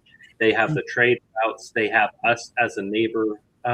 They could absolutely do it. Saskatchewan, I don't think there are enough people in Saskatchewan to actually do anything because all 5 of them could vote for independence and then the 6th person wouldn't remember to count the ballots. I mean, there's just not a lot of people up there, guys. The Yukon, really? When have we cared about the political will of the Yukon? I mean, it's just a bunch of gold prospectors up there mining. Yeah. Here, let me make sure there's some people. All right, let's hear it. I think we should try to get a land bridge to Alaska. And that would be the Yukon and the Northern Territories. Yeah, the Northwest Territories. Yeah. And the issue with Canada is that Canada is one of these countries that has to put their little finger through the belt loop and be the bitch of a greater power, right? Right. and complain about it the whole time. Right. Unfortunately for Canada, it has been secretly trying to make an alliance with China. Yeah. And we are absolutely not going to allow that. And no. And they should have known better. They should have known better than that. And so I think the dismantling of Canada is far more pressing than anything we're doing to Iran. And we should do everything we can to split Iran into at least 3 parts, get it geographically separated at the very least through that corridor to Alaska, so that we then control the entire Alaska pipeline. It's not in Canada's hands anymore.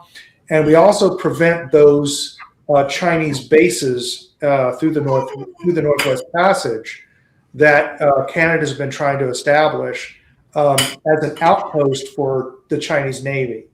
And so, and for those who don't know, that's what this whole Greenland thing is about. What it's all about. It has nothing to do with Europe, and it has everything to do with Canada and China. That's right. And it's because China is making those inroads through Canada, trying to catch us on our northern flank. And if we have an outpost in Greenland, the Northwest Passage would be nice, but it's not going to be the kill shot that they're hoping for. Yeah, that's right. Yeah. The Northwest, Sir Wilder, the Northwest Territories deals with the problem of China in the far north of Canada, where they want to have essentially Arctic naval bases. Right.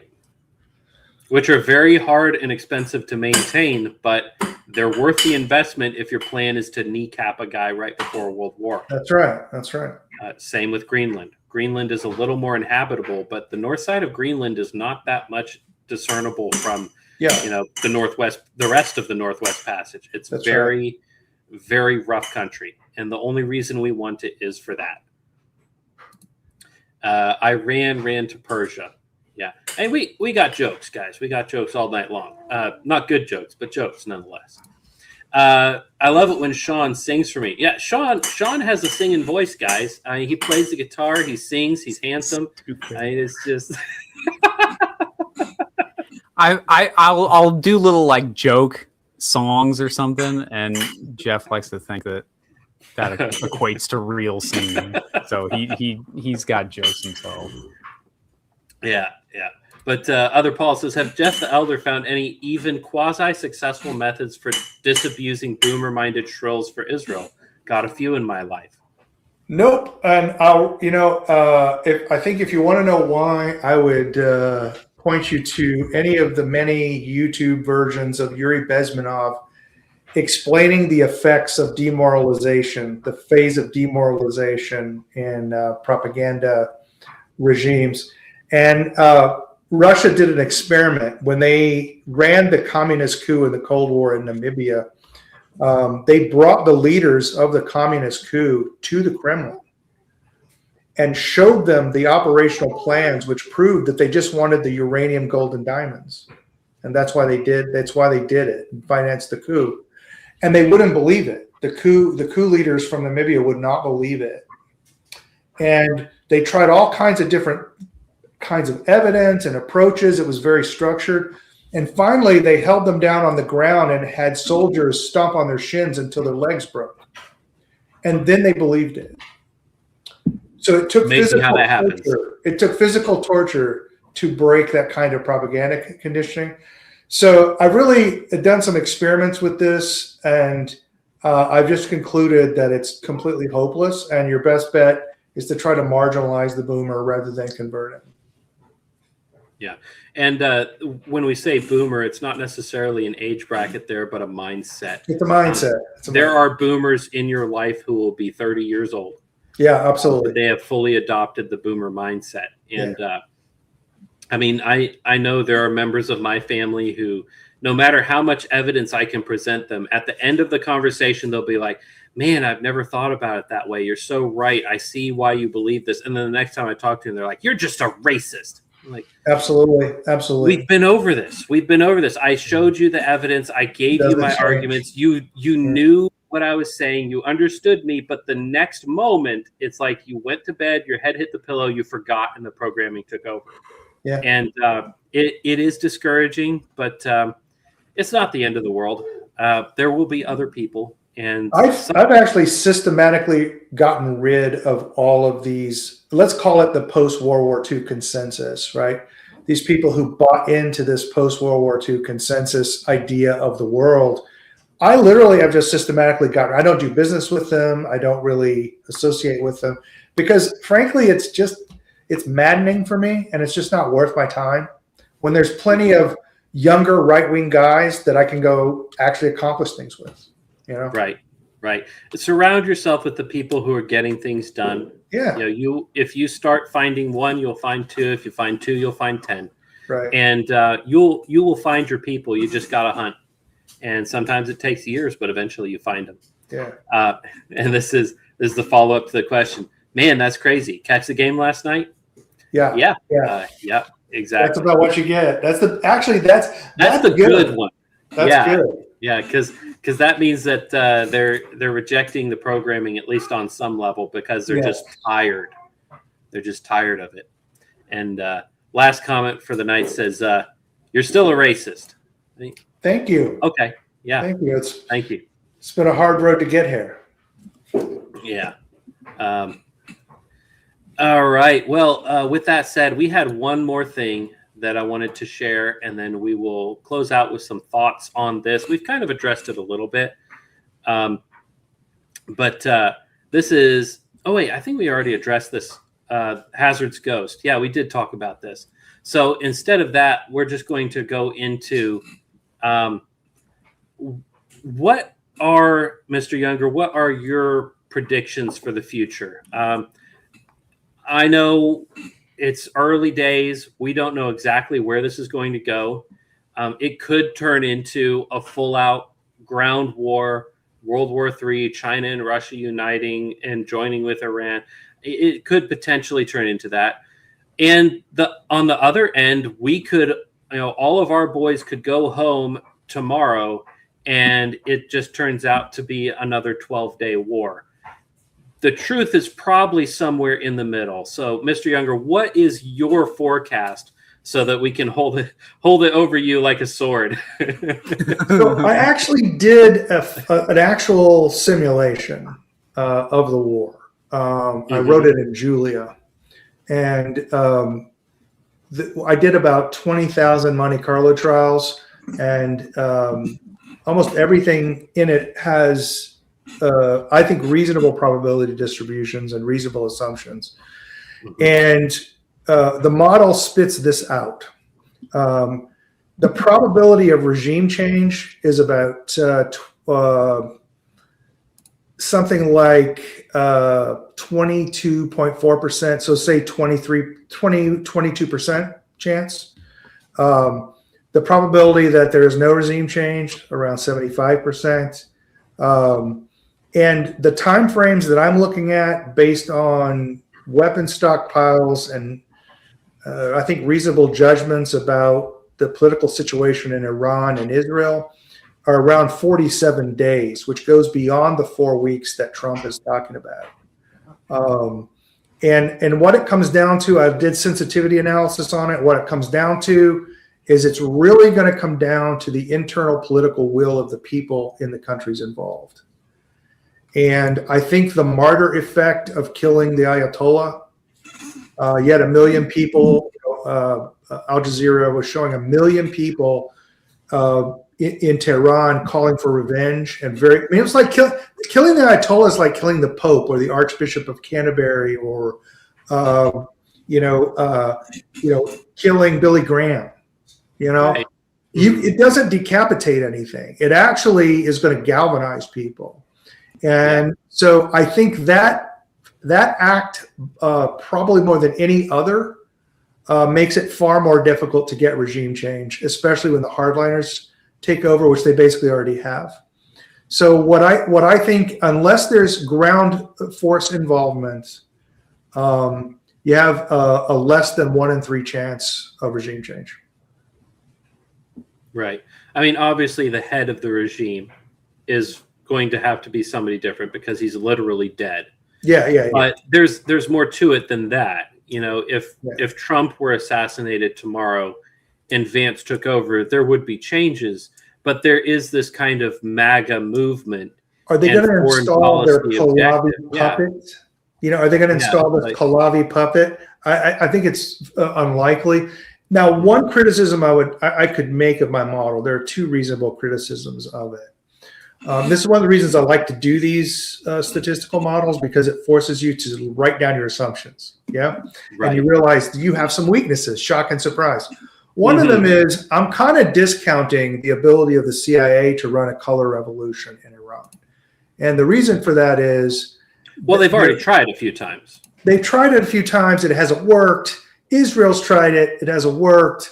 A lot of it comes down to the fact that they have these regional militias that are very effective at breaking these kinds of demonstrations up and preventing widespread movements like you had in Ukraine and Egypt and Syria and places like that.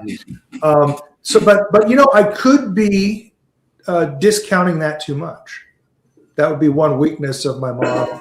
Another weakness of the model could be that I have overestimated the ability of the Iranian people to withstand the immiseration of persistent air attack. But I think that they've been through this enough over the years that they're just very used to it. But those would be two things I would criticize my model on. But I peg it at less than 1 in 3 chance that Trump achieves his foreign policy objective here. Yeah, and if you guys want the code, I can send it to you. You know. Yeah, the thing about that is, what is his foreign policy objective? Because he said it's that, you know, you can't make a weapon, but they agreed not to making a weapon. So then it's regime change. Well, we've killed the guy in charge. Is the next guy going to be better, worse? Who knows? I mean, essentially, what we have here is a Vietnam War situation where we don't know what we're doing. And if you don't know where you're going, any road will get you there. Right. Or more realistically, no road will get you there. Right. It's just there isn't an end game here. And when that happens, what you end up with is Vietnam. You know, 70 years later, people are going to say, man, what the heck were we doing? And everybody's going to say, we don't know now because we didn't know then. Right. So, yeah. I will say in my model, the tipping point starts to occur right around day 14. So we'll know pretty quickly probably which way it's going to trend.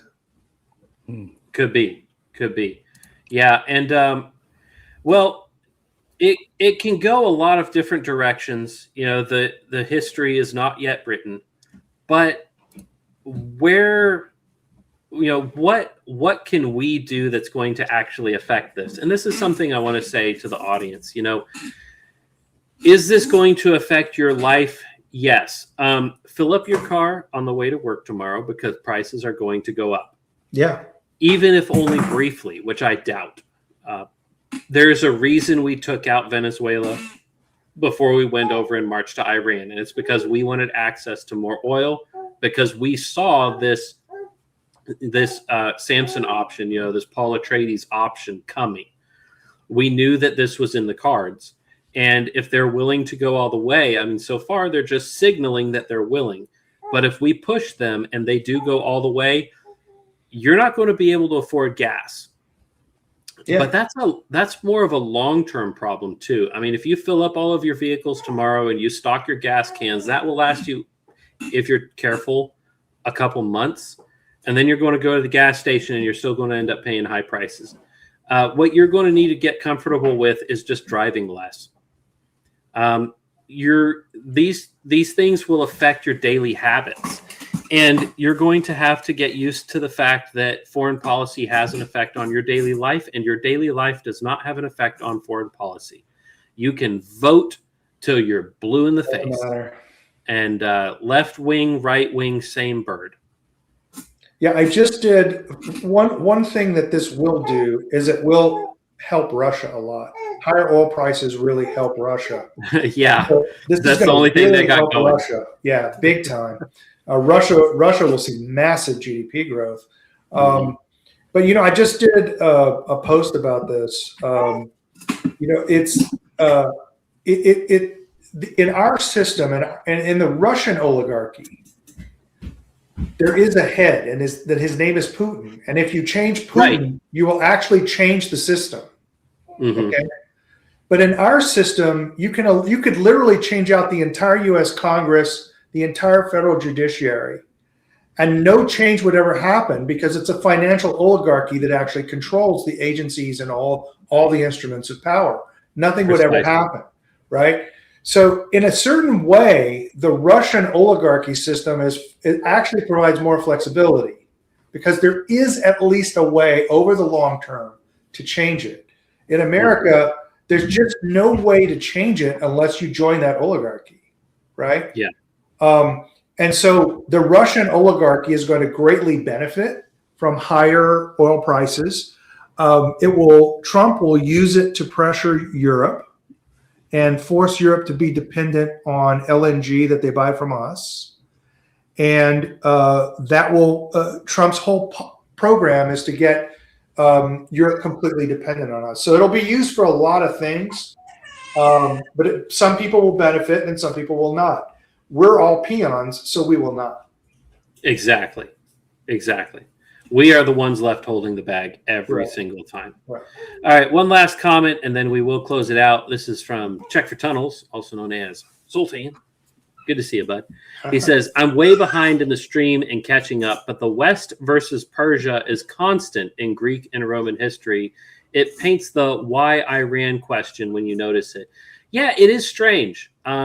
You have this interplay between Greece and Persia, and on the other side of the Mediterranean between Rome and Carthage. Eventually, Carthago delenda est, Rome had to finally solve that once and for all until it never came back. And, maybe there's something along those lines going on with Persia and the West. There is. It's very. I recommend everybody in America. I always tell young men this: you need to read a good general history of Eastern Europe, and you need to do a good general history of the Silk Road, because the Turkic invasions from the east are what formed Europe and formed so many things, including Persia, the Sassanid Empire and all that stuff. So what's happening right now is China has got a Belt and Road Initiative. A lot of people probably have heard of that.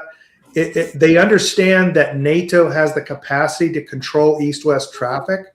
So they're building the new Belt and Roads. The new Silk Roads are going north-south. Okay. 2 of them meet in Iran and go to ports in Iran. And the intention is to link Africa and India through that port, through Iran, and to create trade routes into the east, okay, to both Russia and to China. This is a BRICS initiative.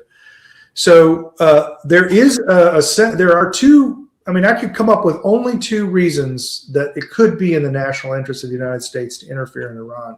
One would be to disrupt that sea route in the Belt and Road Initiative. And that would be exactly the kind of thing that the Greeks were contending with, right? The second would be to try to disrupt oil flow to China, because China buys a significant portion of Iranian oil. It's not to the Chinese. It's like 5% of Chinese oil, but energy is GDP basically. So that would cut 5% of China's GDP. And that's a noticeable amount. Yeah. Yeah, the Belt and Road Initiative is a kind of a legitimate thing to hold a BRICS at bay. And so you are seeing exactly the kind of conflict you see if you've read Xenophon's The Anabasis. You're saying exactly the same thing. Exactly. Yeah. And as far as BRICS and the Belt and Road Initiative, they have long talons dug into Africa. And it's going to take a lot to get them out of it. Russia as well, very invested in Africa. Yeah. South America is a little bit of an interesting situation because they're trying to get in, and they are in decently in some places. They are in Peru. Yeah, in Peru, and they're trying to really get in Brazil. Yeah. The thing is, it would not take much from the United States to drive them out, because if you cut them off, they're going to starve. And we should. And we should. Monroe Doctrine all the way. We absolutely should. But Africa is going to be a little bit of a trickier situation. They've been there a lot longer. Their infrastructure is a lot deeper. And also, they have this sort of repertoire with the African where they know how to trade and deal with him. Whereas the South Americans, I think, still feel a little more independent and kind of want to do their own thing. They haven't woken up to the fact that, they are going to be a vassal of somebody. They just have to choose who. Brazil wants to be a world power. They have wanted to be a world power since the 1800s, and they still want to, and they still will in 2200. They will always have that desire, and it will never be fulfilled. Yeah, that's absolutely right. The problem we have in Africa is the problem we have in South America as well, is that we condition U.S. trade arrangements on social policies in these countries. Mm-hmm. I mean, we literally tell Uganda, well, we won't trade with you unless you legalize sodomy. Like, we literally tell these countries that. And Africa is still in a position where it says, well, yeah, we're not going to do that. And Russia and China don't do that. China builds a port and they don't even charge them for it. They just say, all you have to do is just trade with them. That's it. There's no strings attached. China and Russia and the BRICS countries have adopted an idea of non-interference in these nations. All they want to do is trade. They don't want to control anything else. And we're not like that. We want to control land use policies, social policies, immigration policies. We want to bring them into the IMF system where they're not allowed to have protectionist policies for their own industries. They're not allowed to run deficits. And in the modern monetary system, if you don't run deficits, you're going to always have a poor country. Because you're competing with countries who do. Yeah.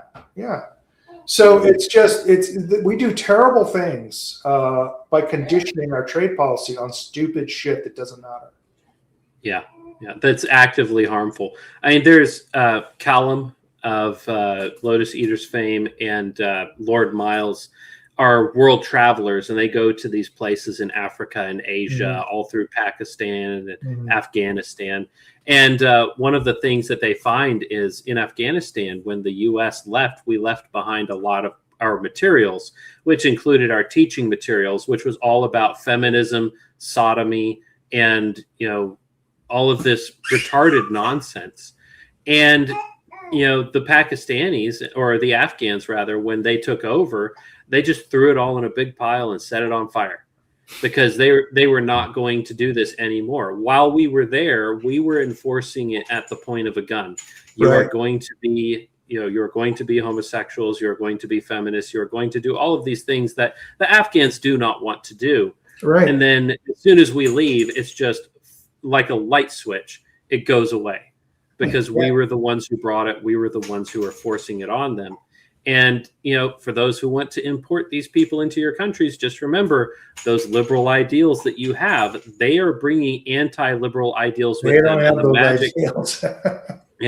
the magic dirt is not going to make them change their minds. No. I have a very funny anecdote from a friend of mine who was a Marine in Helmand province. And they brought in, I believe it was an Army female sergeant. I think she was a staff sergeant.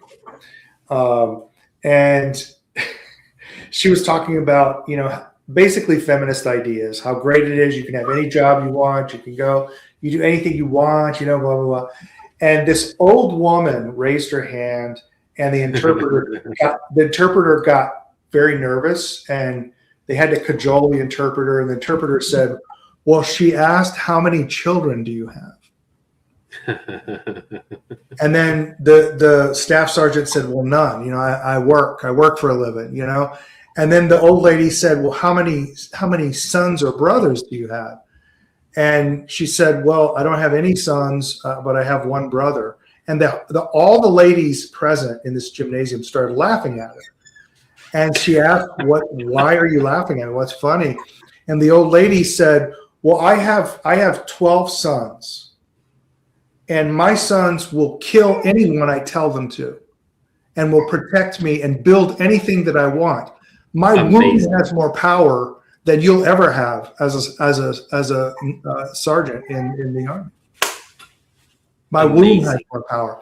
And I thought, this is a completely different way of thinking about what power is to a woman. And it's a very accurate, realist understanding of what makes a woman actually powerful. Correct. Yeah. Yeah. I mean, it's the way God made them. Yeah. There's an American version of that. I don't know how real the story is, but the one I had always heard was that, there's this woman telling she's like, well, I'm a doctor. Like I'm not just like stay at home mom. I'm a doctor. I've saved all these lives. Like, what have you done? She says, well, I've raised 5 doctors. Right. So, I mean, that's the that's a classic version of it. That's great. It's so fun. Yeah. It's so funny because, I mean, this is getting kind of off topic, but like the power that women have, they throw that away to be a weak version of a man. Yeah, it's you're like right. when that Page something. Ellen Page, yeah, the Elliot Page, Ellen Page. Yeah. Actress. Like, beautiful woman goes from a cute girl into this wispy attempt at a man. Yeah, like this kind of twink kind of little not boy's even a body, twink, like trying. Yeah, like it's just like this weird thing, and it's like you've thrown away everything. You had it all. Yeah, you had it all. Counterfeit. You threw away being a 10 out of 10 girl. And they had it all in the richest society in history. Like, and they threw it all away. Like, unbelievable. But it is very relevant to our talk, I think, because there's a belief in America that women in Iran are just ready to rise up and whatever. But when you look at the Pew polling, that Pew did a poll of the entire Muslim world, and you look at the Pew polling, you're in the 90% of women in Iran want modesty laws. They want the Islamic laws. One of the things, it's like people just don't understand. Like, if you're a man and you're rude to a married woman in public, the mullahs take you to the police station and shave your head and shave your beard, because only gay men have bald heads and no beard. So everywhere you go until your hair grows out, you get your ass beat. You get beat down everywhere you go. Okay. That's just for being rude to a married woman in front of her children. That's the punishment. Mm-hmm. Okay. It's months of getting your ass beat by everybody you meet. Right.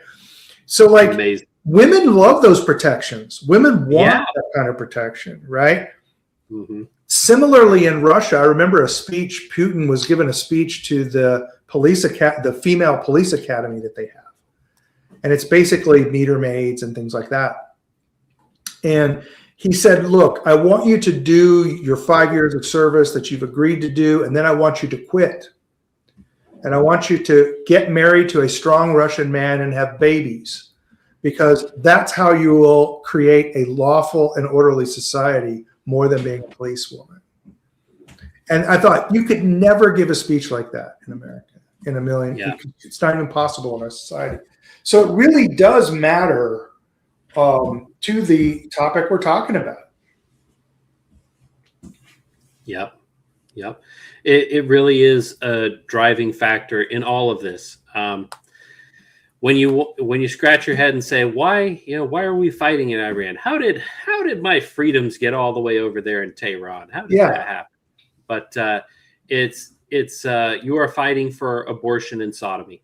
That's what they're fighting at, pretty much. Yeah, and that's what our tax dollars are paying for. And there is hope on the horizon, with new people coming in with a new aristocracy. Hopefully we'll get some people who are a little less gay. I was hoping to be a lot less gay, but looks like that ship has sailed. So I guess we'll settle for a little retarded. Less gay and retarded. It would be so nice. Because right now it's retarded gays that are running everything. Literally. I mean, that's not hyperbole, guys. That's how bad it is. That's not hyperbole. Oh man. ChatGPT? Sam Altman. Yeah, you see I mean, these come on. interviews going on. It's just like this is wild, man. I mean, come on. Yeah. Well, folks, that's going to be it for tonight. We're going to close out. We've been going for 2.5 hours. Mr. Younger, we really appreciate you coming on again. And just want to plug our sponsor one last time. Deus Vult lapel pins, guys. Really, really cool stuff. Look at this. Texas with the blue, Bonnie blue with the star. And don't forget to follow the link in the description or go to deusvoltlapelpins.com. Use the code FFGDV26 for 10% off. We really appreciate the sponsorship. Mr. Younger, we really appreciate it. And I will send you the link to the after show. And folks, don't let this be a black pill. The thing to remember is it has always been this bad. Yes, it is bad. It has always been this bad. And don't want to discourage you. It will probably always be this bad. All right. We are just like everybody else in the world. The end of the world is only ever one step away. And it always seems to elude us until Christ returns. It ever so will. But you should go to bed because tomorrow is a day that God has prepared good works for you to do. So get some rest. We appreciate all of y'all for coming along to the show. Mr. Younger, thank you. And everybody have a wonderful, wonderful night.